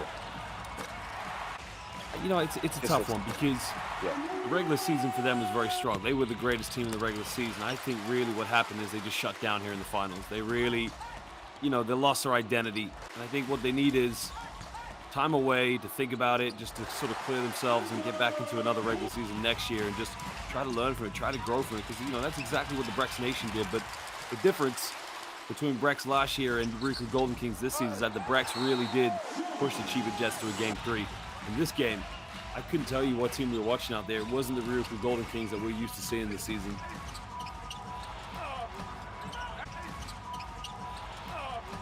Well, I think what, you know, from a positive standpoint for the Golden Kings, and again, there are no moral victories in any of this, but the way that they fought in Game 2, they really did take it pretty much down to the last, you know, the last 30 seconds or so. They still had a chance, and it didn't look like that was going to be the case. So they did show a lot of pride, and I think the way they finished will ultimately help these guys. And they were a little bit shorthanded as well. You know, without Narito Namizato, that put a lot of pressure on that man right there, Kishimoto. And it has been a luxury. Well, it's not been a luxury. It's just been an essential component of this team to have Narito Namizato coming off the bench all season long, and then to lose him for the finals when he just wasn't available. That was a blow, but you know what? That is sports. That is reality. It's next man up. You have to overcome these things. Namizato, obviously, having had a really, really good season, deprived of the opportunity to play, and these players will get better from this experience. It'll be interesting to see who comes back for Brex as we look at these highlights. You know, you do see a lot of seasoned campaigners that remain in Japan. You know, a lot of it is just down to shot making. You know, you start missing a lot of shots, you start trailing. But go back, I think maybe you go back to the late third quarter in Game 1, possibly where this team lost it, because they were up several points in Game 1 late in the third quarter. And after Anzai called a timeout, you know, his team responded. Fotu coming out, getting a good look down low, and I think Josh Scott as well. And they just kind of reclaimed some momentum at the end of that third quarter. And the RYUKYU Golden Kings just did not answer the call. And from that point on, you know, they come out today, their confidence suffered a little bit, and I think they got it back in the fourth quarter. But by that point, they'd already missed a lot of free throws and just did not shoot the basketball well today. So tough way to end it for Ryukyu Golden Kings, Josh. But at the end of the day, deserving winners are UTSUNOMIYA Brex, and our congratulations go to them. Yeah, you never like to see the team that's on the losing end of a final, but again, you know, the one thing you just have to question is just the collective character of this Ryukyu Golden Kings. You know, what did they do in this game to really try and get themselves back into it? And even when they did in that last minute, sort of cut it down to that 2-point game, it went back to 4 points. You know, with plenty of time beyond the shot clock limit, forcing up 3-pointers. You know, there just needs to be a little bit more leadership in that scenario to kind of will the team to really make that full comeback. But again, a lot for them to think about going into next season. And you do think late when they tried the inbounds pass with about 30 seconds left, alley-oop to Alan Durham. I mean, that was got to be able to get a better shot than that. I mean, you've drawn this up and you get a 3-pointer from Coach Flippin. You know, you could have had something, but I suppose on the other hand, maybe they felt like they were guarding the 3-point shooters because there was only about 4 seconds left. And they try to sneak in and get an alley-oop. But, you know, the strength of this Brex team is just team. I mean, it's the likes of Watanabe and Ikaruga. And this man right here, Hiyajima, who finished things off at the end with that basket. Philo, Fotu, Scott, all of those guys made telling impacts. Kai Taves made really important contributions, and you're not going to win it if you're not strong with a really strong rotation. So from a stat standpoint, it's not going to make for pleasant viewing for Ryukyu Golden Kings when you look at the free throws, 10 of 19, also just 7 of 31 from 3-point range. That inside the arc shooting went up quite a bit late when they made that dedication to getting to the basket, but you know, the rebounding as well. Okay, they did a little bit better in the second half, but UTSUNOMIYA Brex, 28 of 54 inside the arc. Even though they had 2 less 3-pointers, the free throw shooting was much better, and just all in all, they did what they had to do to win it. Yeah, the free throw shooting is tough because, you know, you never want to look back in the game and think the outcome could have been different had you made all your free throws, but that's the exact case here for the Ryukyu Golden Kings. Make all those free throws and, you know, you win this game. Well, Jeff, there is Kei Igarashi there on the left. We talk about some of the great point guards of Japanese basketball. There is a man who was playing till he was beyond his age of 40 years old, a legend in Japanese basketball. That's it, Josh. Well, hey, listen, I think we're going to sign off here. So it has been a wonderful, wonderful season in the B-League Championship. So congratulations to the league, to everyone else for making this happen. And especially congratulations to UTSUNOMIYA Brex, who are the champions after winning Game 2 today. For Josh Bett, I'm Jeff Taylor. Thanks for watching, everybody.